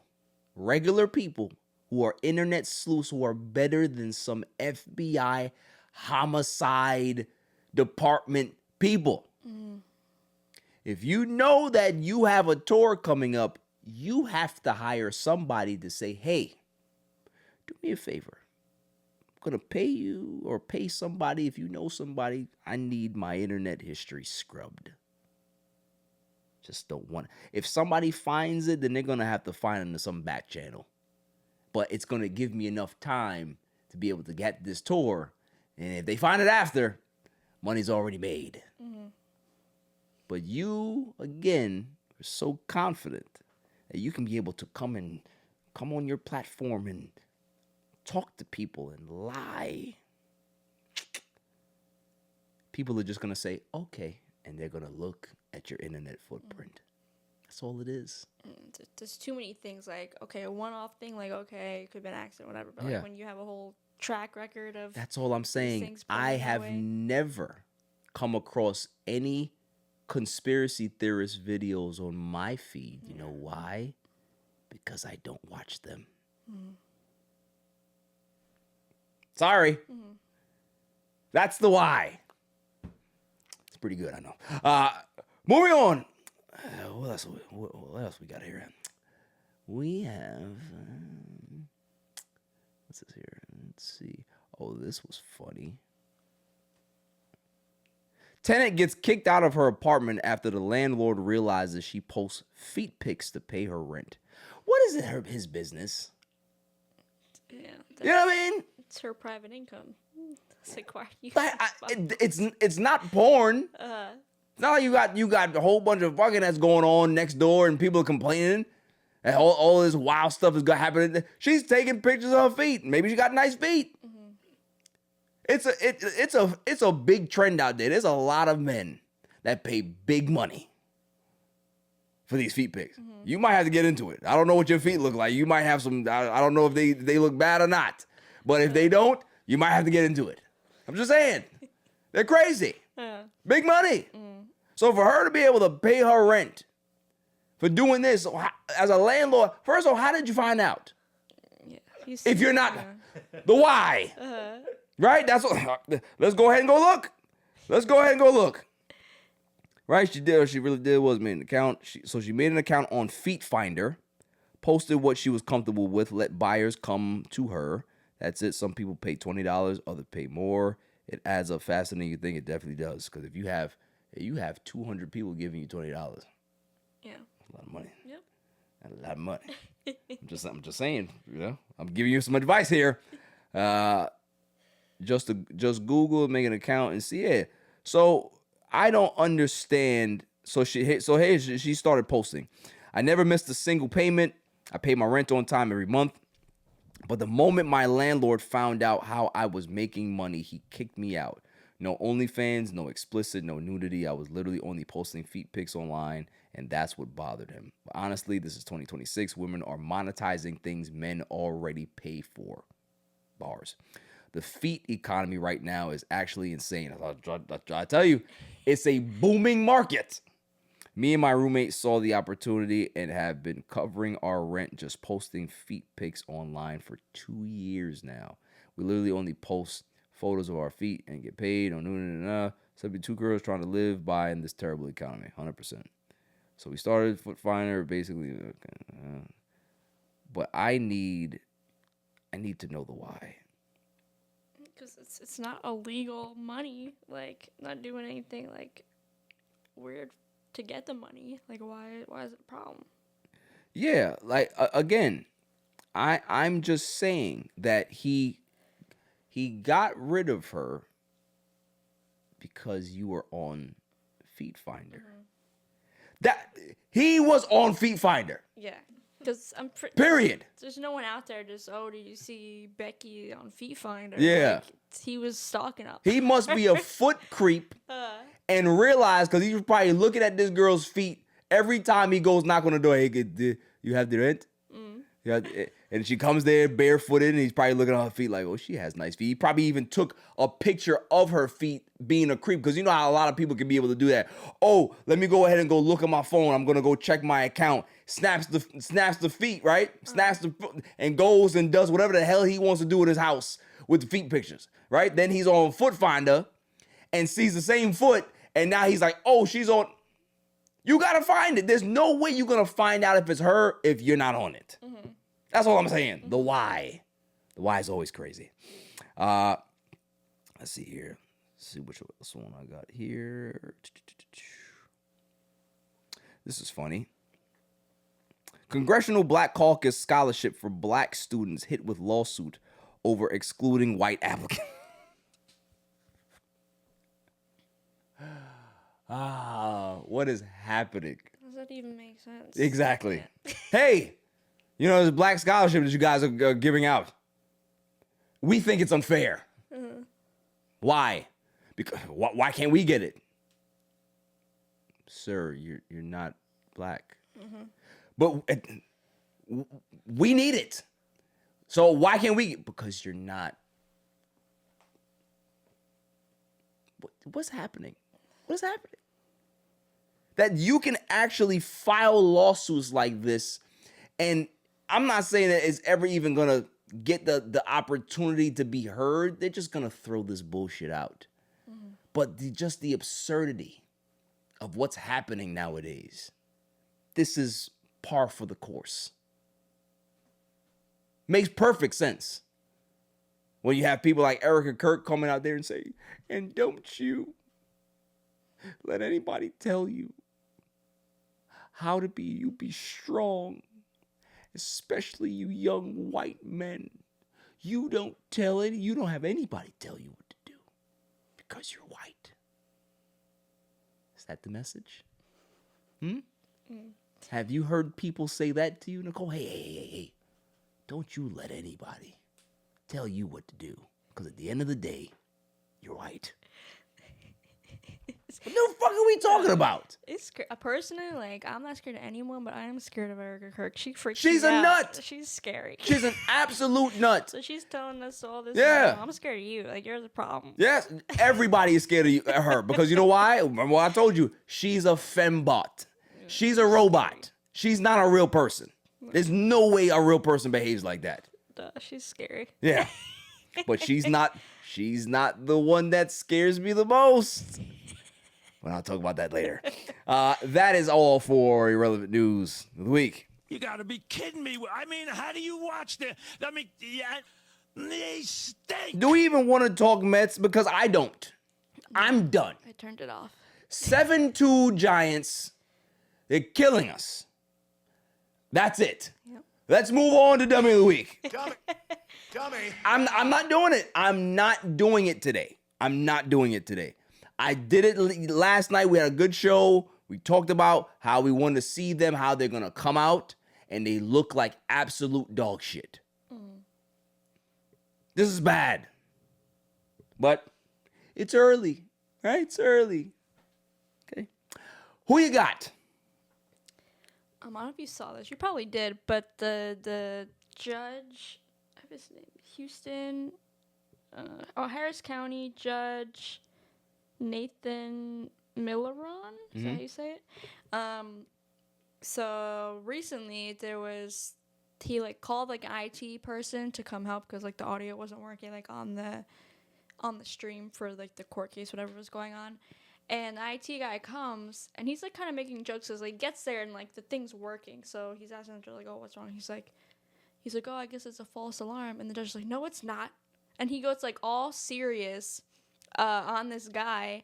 And then, like, I don't know if you've ever been, like, in a scenario where, like, you think something's broken, and then someone comes and looks at it, but it's not broken. It's just you just kind of, like, not understanding the problem. Right. And then, like, you're like, oh, like, I'm so stupid. Like, I'm sorry.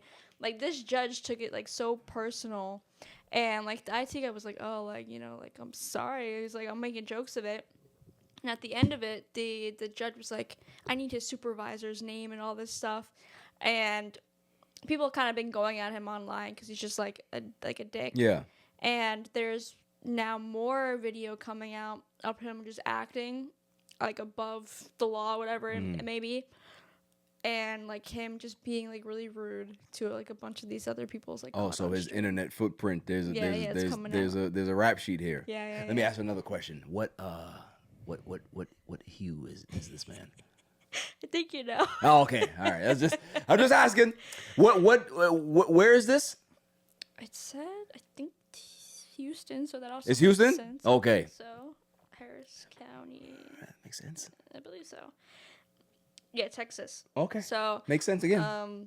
Yeah. So all people like in the courthouse too, like say this IT guy is like the nicest guy around and stuff. So, it's just people being up on their high horse. Like it's random judge. It's absolutely ridiculous of how some people just feel that they can be able to just like talk to people just because they have like a position of some type of power, that they feel that they can be able to just talk to you any way they want to.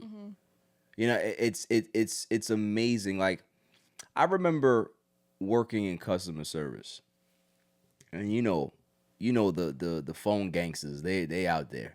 Hey, what? I don't know how anybody could be able to work for this company, and you must not have an education to be able to work here. It's just such terrible customer service, and I'm just like, I am not crazy, and I know I'm not. But there are unhinged people that do work in customer service that don't give a shit about HIPAA. That you call in, okay, I know your address, I know your telephone number. I'm just going to pull up on you. You got to be careful about wielding certain advantages that you think you have with the wrong people.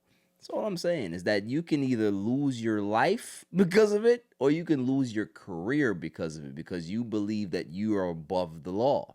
People like this judge, right? Just because you're a judge, you think you can be able to treat people like shit. Not realizing that yeah, we got a lot of receipts on you. You might not be able to have that position any longer. And when you become a regular citizen and people say, I remember this dude, he used to do some wild shit. And when somebody pulls up on you, you don't have the backing of the law anymore to be able to help you. So that's all I'm saying. He's definitely a dummy. Yeah. And he better be careful. That's all I'm saying. It's a good one. I think I have the best one of the night, though. This is a doozy. I'm going to turn it down before I get it. Are you ready? Mm-hmm. And the dummy winner for this week. Dummy, yeah. CB Buckner. CB Buckner gets my... Dummy, yeah. Listen, I have seen some bad refs. Angel Hernandez. There's been some bad referees and some bad umps out there, right? This guy is next generation bad, right? I don't know if you know anything, Hamza, about the new ABS system. That's balls and strikes. So if a pitcher throws a pitch and the ump calls it a ball and the batter believes it's a strike, he taps his helmet and he can be able to challenge. So all it is a challenge. It goes to the challenge booth. They go ahead and they review it. They have the ABS system that has the strike zone. And if it's a strike, they overturn it. And most teams have been pretty successful with the ABS. There's one ref or one ump, and his name is CB Buckner.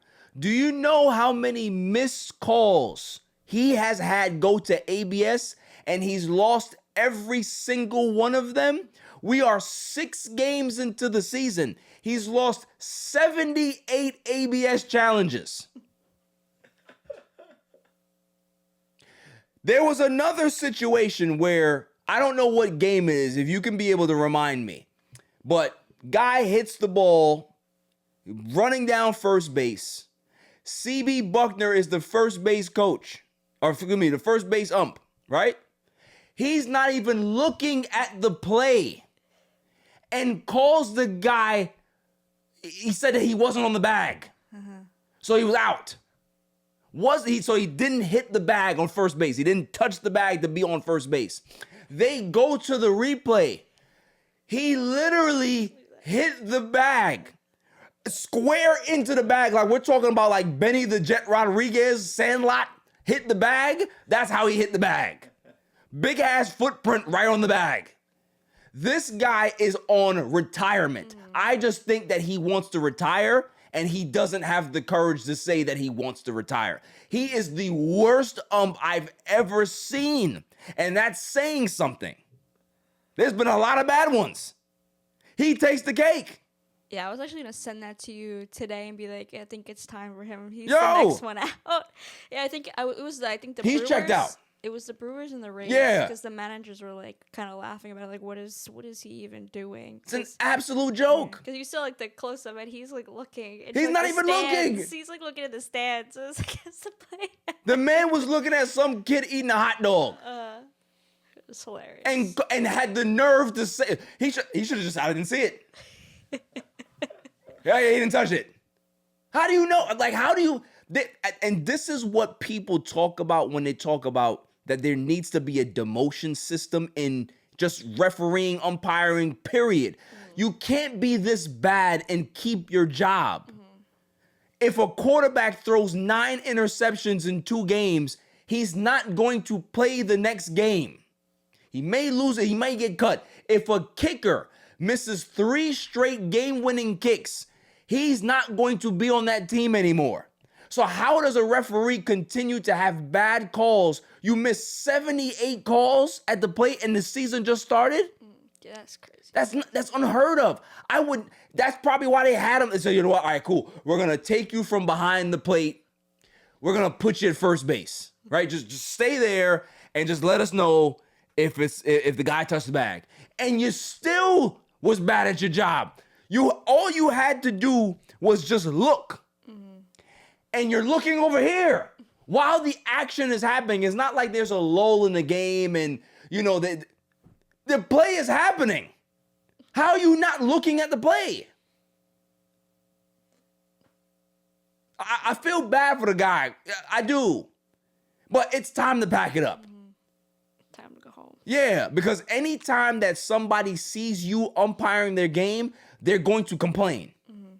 They're going to complain. It's, we don't want him. We don't want him. Because if it was me, if I was a manager and I see CB Butler coming, excuse me, you have to have somebody else. I don't want him. I don't want him umpiring my game. Yeah. I feel like definitely like when Hernandez was still here, like he was kind of the cover up. But now that he's gone, like obviously now he's in the spotlight. Yeah. Like now his time to go, because he was always kind of had like he was bad. problems. Yeah. And that was before ABS. Yeah. Yeah. So you can imagine all the calls that people said, yo, and mind you, before you couldn't argue balls and strikes. Yeah. So if an ump calls a bad pitch, you have to just take it. You can't argue because he'll just throw you out of the game. So, and that's another thing. It's like, okay, cool. You have a bad call. I can't say nothing to you. You're going to throw me out. Yeah. Dummy. Yeah. Just go. Just retire. Look, your pension is fine, I'm sure. But you need to go before they strip your pension away. Because you're so bad that it's like we can't even have you associated with our union. Like, we just need to get you out. He's that bad. Yeah. He's good. I don't know. Also, too, like just sidebar, the girl, what was her, Powell or something? Oh my gosh, she's terrible. And I don't know if you saw the one that she called. It was literally right down the middle, and she called the ball, and I couldn't believe it. Hams, this pitch was all right. Strike zone. Pitch. Middle. I'm talking about dead center. Ball. Yo, the batter looked at her. It was the first pitch of the game. Literally. He looked at her and said,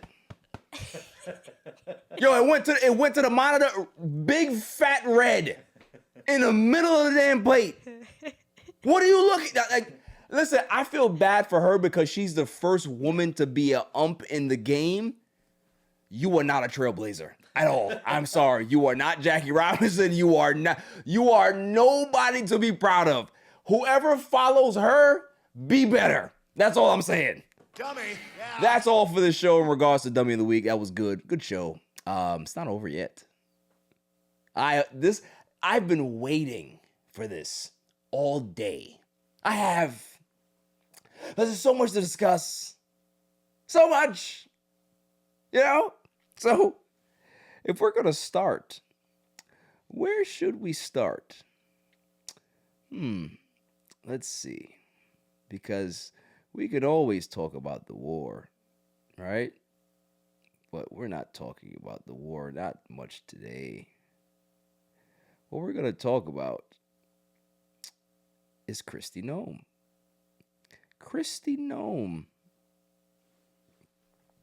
was the head of Homeland Security, right? She was demoted to some Avenue of the Americas. I don't know what the hell they call that shit. Who cares? Right? And all of a sudden, there's this leak. Daily Wire gets a hold of some interesting photos of her husband, Mr. Brian Noem, and he has a fetish. He likes big boobs. And not just like big boobs. We're talking about like outlandishly big boobs. Like it's called, I think it's called bimbo. It has a name. There's a name for this fetish. And the man literally has a shirt on with two balloons in there. And he's doing the Zoolander face. And he dressed up in his wife's tights in several pictures. There's several pictures where he pays, you know, these people that are in this fetish group money to be able to talk dirty to him. And this has been going on for a while.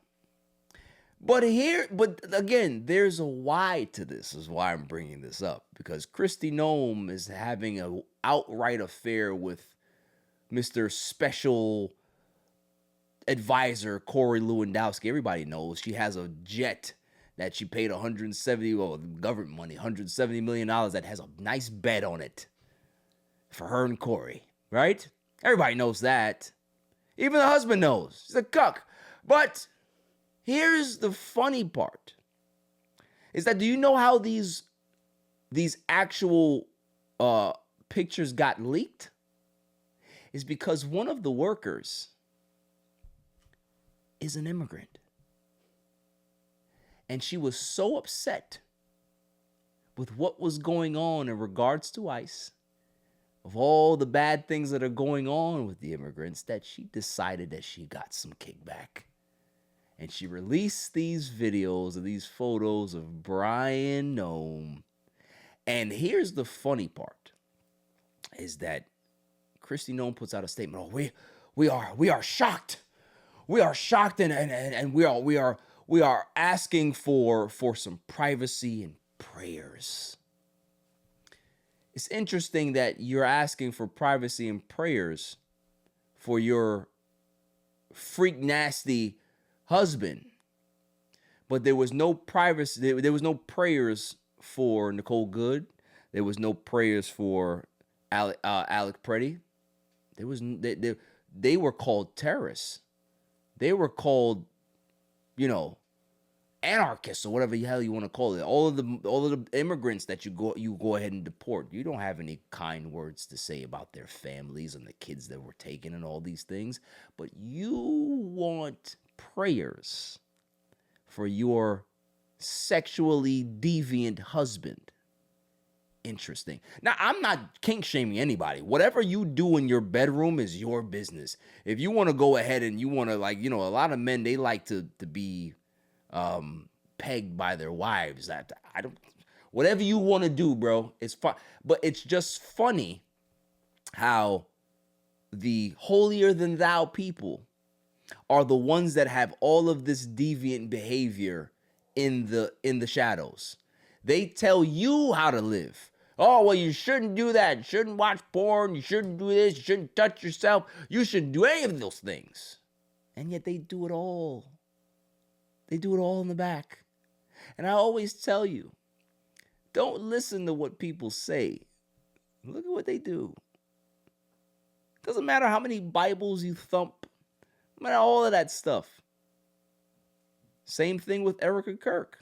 Yo, you're mad about Drewski. Oh, she told Elon Musk, take it down. Take it down. He's defaming me. He never mentioned you by name at all. You just know it's you. Because why? It's always funny when a mirror is put up to something that you don't like. And when it's fake, it's easy to be detected. See, if that's you, you're comfortable in your own skin, right? Somebody makes fun of you, and cool. If that's who you are, I'm good with it. It's all satire. It's all parody. It's all comedy. But when you're trying to create an image that now is being poked, and now there's holes in that image, and now people are looking at you because your grift is a joke, that's the part that she doesn't like. It's not the fact that she's getting made fun of. It's the fact that the money that you're making is now being exposed because people know that you're a fucking joke. That's the part that's funny. Is that I've never seen anybody react to their husbands dying the way they did. Never seen it. The only time I've seen entrances like that is I watch wrestling. That's a WrestleMania stuff. But that's what they do. That's what these Christian nationalists do. That's what these evangelicals do, is that they do and say really bad stuff. You can be able to talk about race. You can talk about how white people are being persecuted, which is a fucking lie. And you can do it and hide under the guise of religion, of that Bible. Why? Because that's your cover. That's always the cover. And that's why I bring it up, because you see people like Kristi Nome, you see people like her husband, people like Kash Patel, people like Pete Hegseth.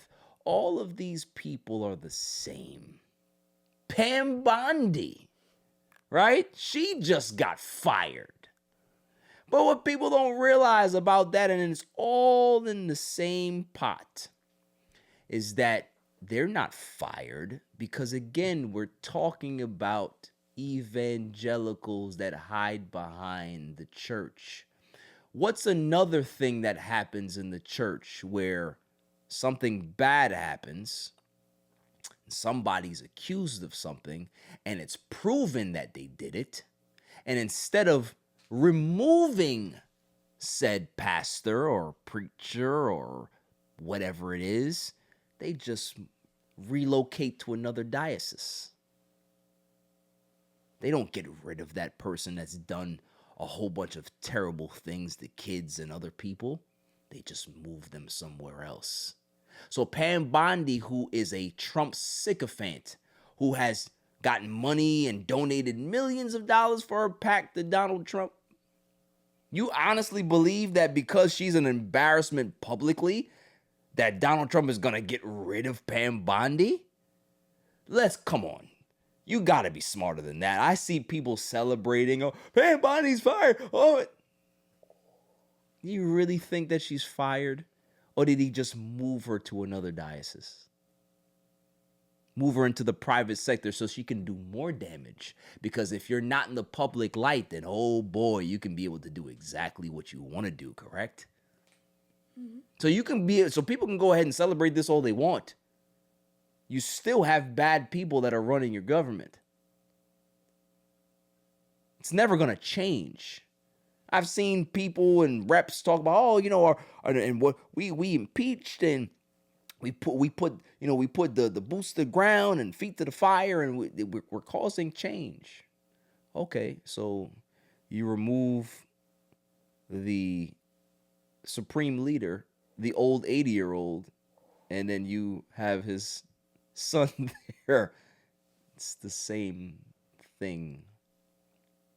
It's funny how things work, is that's what happens in this country, is that people do the bait and switch. It's the Kansas City shuffle. Look over here while we keep doing bullshit over here. So I need people to just stay in tune with that. Pam Bondi might be gone. She's not gone. The one that you need to really focus on is Tulsi Gabbard. That's the one that won't leave. You know why she won't leave? Is because she's the only one that's not a Trump sycophant. She's in a very, very high position of power. What she knows, they have to make sure they keep her very close to the vest, because if she ends up leaving, she's going straight to every podcast that's either a right-wing podcast or center-right or whatever it is, and she's going to spill the beans, and that won't be good.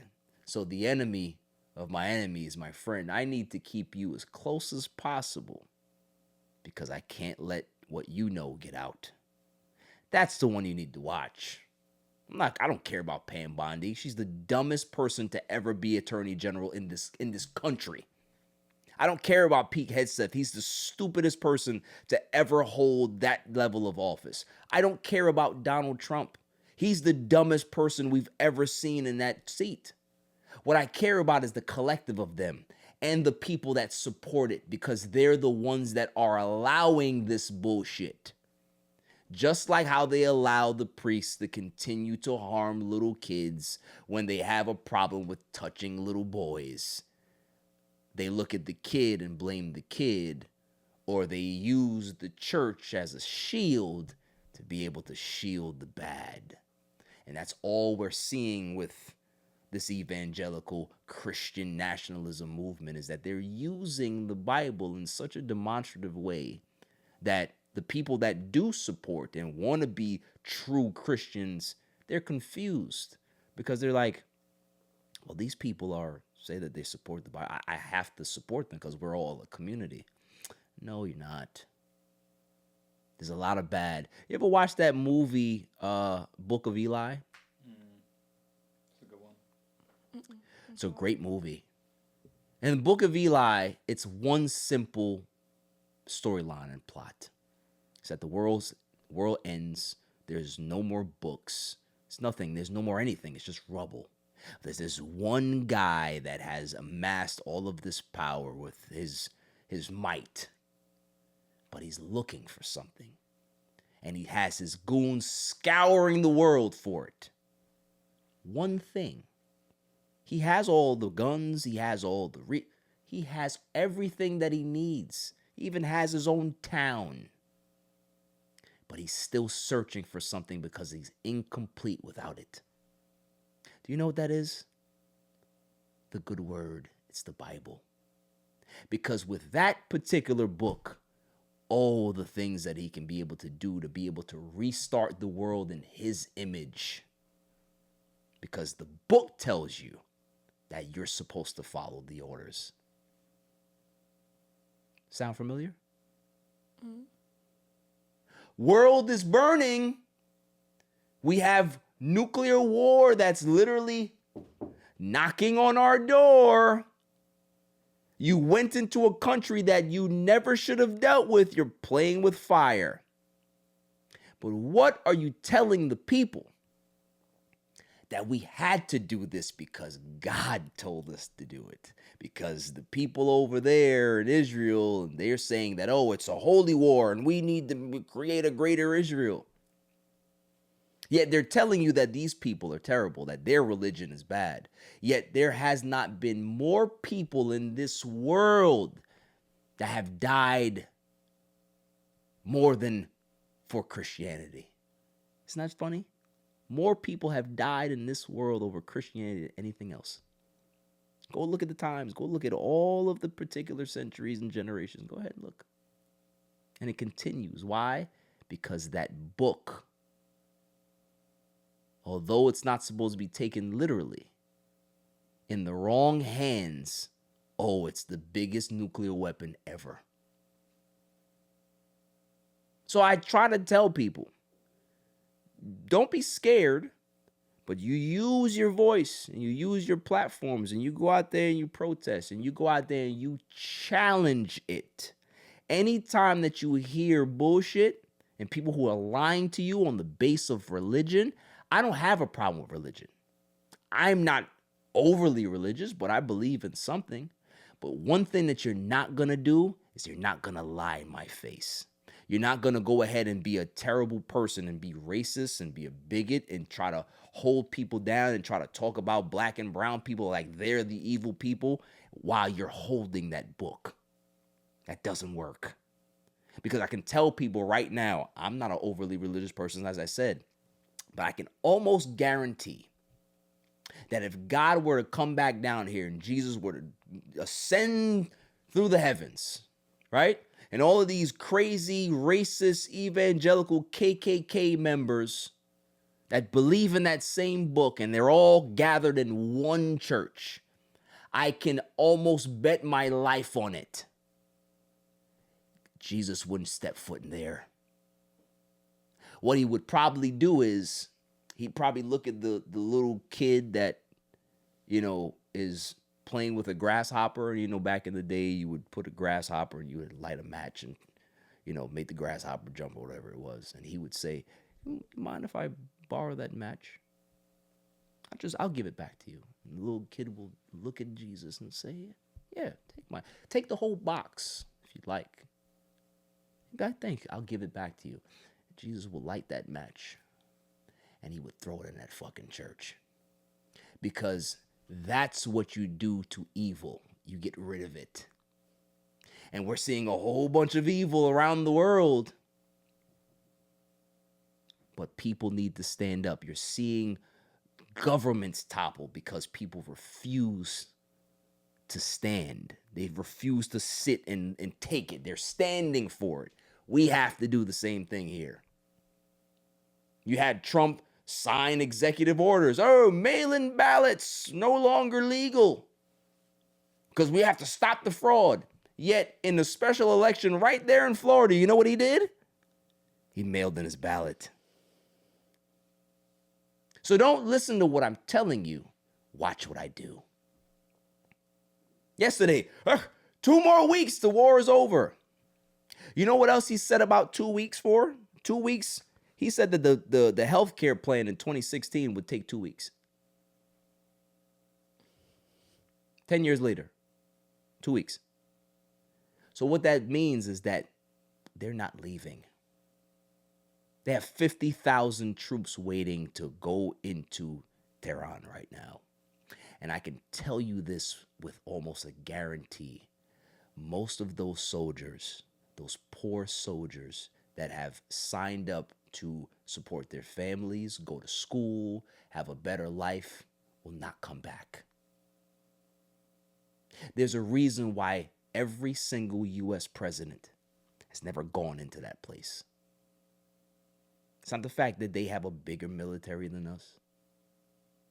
It's the fact that certain terrains are not ideal. And when you have a country like Iran that's wrapped around mountains, it's not ideal. They are going to be sitting ducks. And you're putting these people, you're putting their lives at risk for what? Because you don't want some files to come out? Because you believe that the actual structure of your government will topple? Then maybe it needs to. Rome wasn't built in a day, but corruption and greed and oppression of your people is what destroyed Rome. Sound familiar? You always have fascist autocrats that will try to hold on to power as long as they possibly can. And this is what happens. Bibi Netanyahu and Donald Trump are no different. But here's the scariest part about everything. Trump knows he can't win this war. He understands it. He's been told. And he continues to let go or silence the people that are telling him that he can't win this war. And he's going to continue to send people out there. And he's going to continue to realize that the Strait of Hormuz will never be open again. Because what Iran is going to do is they're going to start taxing people now. They say, we'll let it open for people that we want to let it open for. Are you with the U.S.? No, we ain't fucking with you. You with Israel? No, we ain't fucking with you. And matter of fact, if you are with them, then you now have to change the currency of what you buy your oil in. So no more U.S. currency. You got to take the Chinese currency. You know what that does to your economy? Where the U.S. dollar is literally backed by petrodollars, it crushes it. And that's what the plan is. That's what people don't realize. The plan is to destroy the economy. Just look at Russia. Putin is one of the richest men in the world. All of his friends, they're all on the richest men list. But go look at Russia's economy. It's probably bottom 5 in the world. You know why? Because they've literally destroyed it. What do you think is happening here? You think this is all by accident? I've said this. I knew that this was going to happen. The whole, hey, we're going to try to make some state of national emergency where we're going to federalize the elections. People need to start taking things seriously. And I think that's our biggest problem as Americans. And this is the last thing that I'll say. Is that for so long, and I would say over the last 10 to 15 years, we tend to not take things seriously enough. I think we're so wrapped up in our lives, right? Wrapped up in our social media, wrapped up in our Facebook comments. Or I'm going to write a 4-page story about something that But you're not worried about what happens around you. The world news, because you live in this little bubble that you think won't pop one day. Well, we're at that point where the needle is right there on the bubble. And now people want to wake up. It's too late. Your decisions have consequences. When you go ahead and you went to the ballot box 10 years ago and you said, "Oh, that guy, I've seen him on WWE's TV. Oh, he must be a cool guy. Let me vote for him there." Not realizing that he has a track record of being a racist and a neo-Nazi. But that's okay because he made me laugh on WWE TV one day. Oh, he had a show about the Apprentice. He must be a great businessman. You know the thing about business is that businesses fail. You have success and you have failed. 65% of new businesses fail because of whether it's logistics, whether it's not the right area, not the right business, whatever it is. It's just not taking. This man has failed 7 times at it. And that you hired him to fix an economy when he can't fix his own finances. Make it make sense. We are the ones that created this. That's the whole point. Is that everything that you see in Iran, everything that you see in Venezuela, everything that you see is going on in Cuba right now, all the stuff that's going on there, we did it. So I don't want anybody to blame Donald Trump because it's just a crutch. Don't blame that. No, you can't blame somebody for being who they are. If I know that you're a thief and I continue to let you in my house and you steal everything in my house, I'm not going to blame you for that. You got to blame yourself. And we all have to blame ourselves for not having any civics in this country. I can ask somebody right now how many representatives are in our government. They can't tell me. Hell, they can't even tell me where Iran is on the map. But yet you want to tell me who you think is a good candidate for president? This is where we lack. We have an education problem in this country. And it goes all the way back to what I was talking about originally. That book. So many people use that book as a way of guiding them into certain fields that it doesn't belong in. Church and state were never supposed to mix. But yet you have people that are telling you that it is supposed to. So when you have these fake prophets that come along and they tell you, "Oh, we have to put Jesus first." That's what you went to the ballot box to vote. Well, this is what you have. So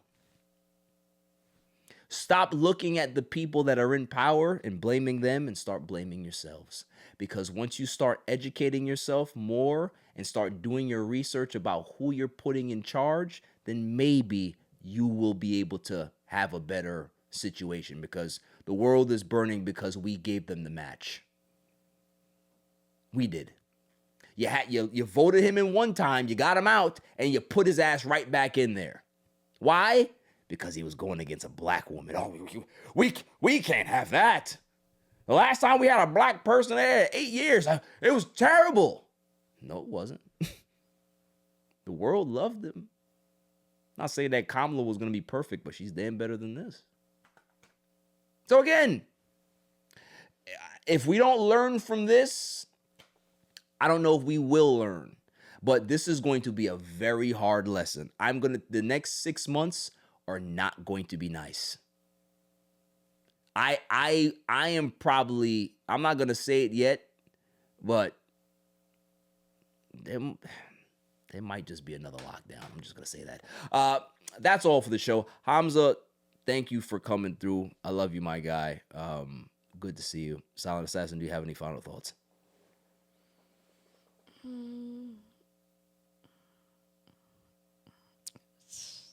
I think Erica Kerr's got to do something with her. I don't even know. Something with her whole everything. You know what's crazy? That she said, "Oh, well, if how would you like it if we did blackface? White people have been doing blackface for centuries." Yeah. I'm sorry. Yeah. Shocking. Yeah. It's like one time it gets turned on you then it's a problem. But, Listen, white people want to be oppressed so bad. They want to be oppressed so bad. Like, yo, they just want to know what it feels like. I mean, we're reverse rape. There's no such thing. There's no such thing. If you beat me for 10 years straight, and one time I punch you in the mouth and lay you out, and you tell everybody that I assaulted you,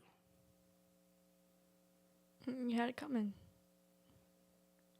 No assault, you're defending yourself.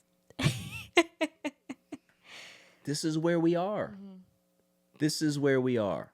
We look at, and this is the last thing, we looked at places like Iran as their number one places for state terrorism. Okay? I'm not going to say that they don't do wild shit over there. They do. You know, they oppress their women, but so do we. They shoot protesters and hang protesters. So do we. They go ahead and spend a lot on their military. So do we. But you know one thing that Iran doesn't do that we do, and we do it better than anybody. We destabilize countries. That's what we do. We just go into places because we want to and just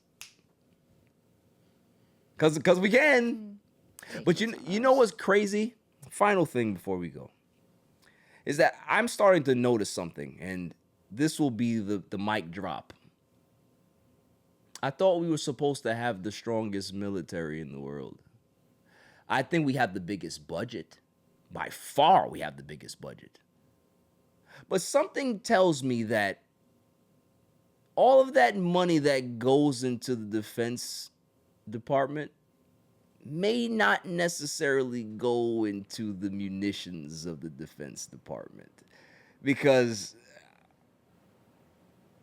$20,000 drones, $1 million drones, just doesn't make sense.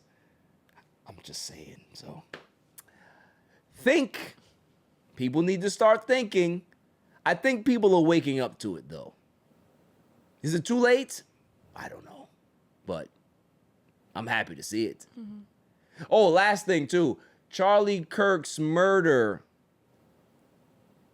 It's out now. What do you know? The 30-06. Not the bullet that they found. Oh, we've been saying that since day one. And it makes you wonder.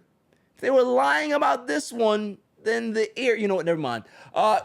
Until next week, stay safe, stay cool. Peace.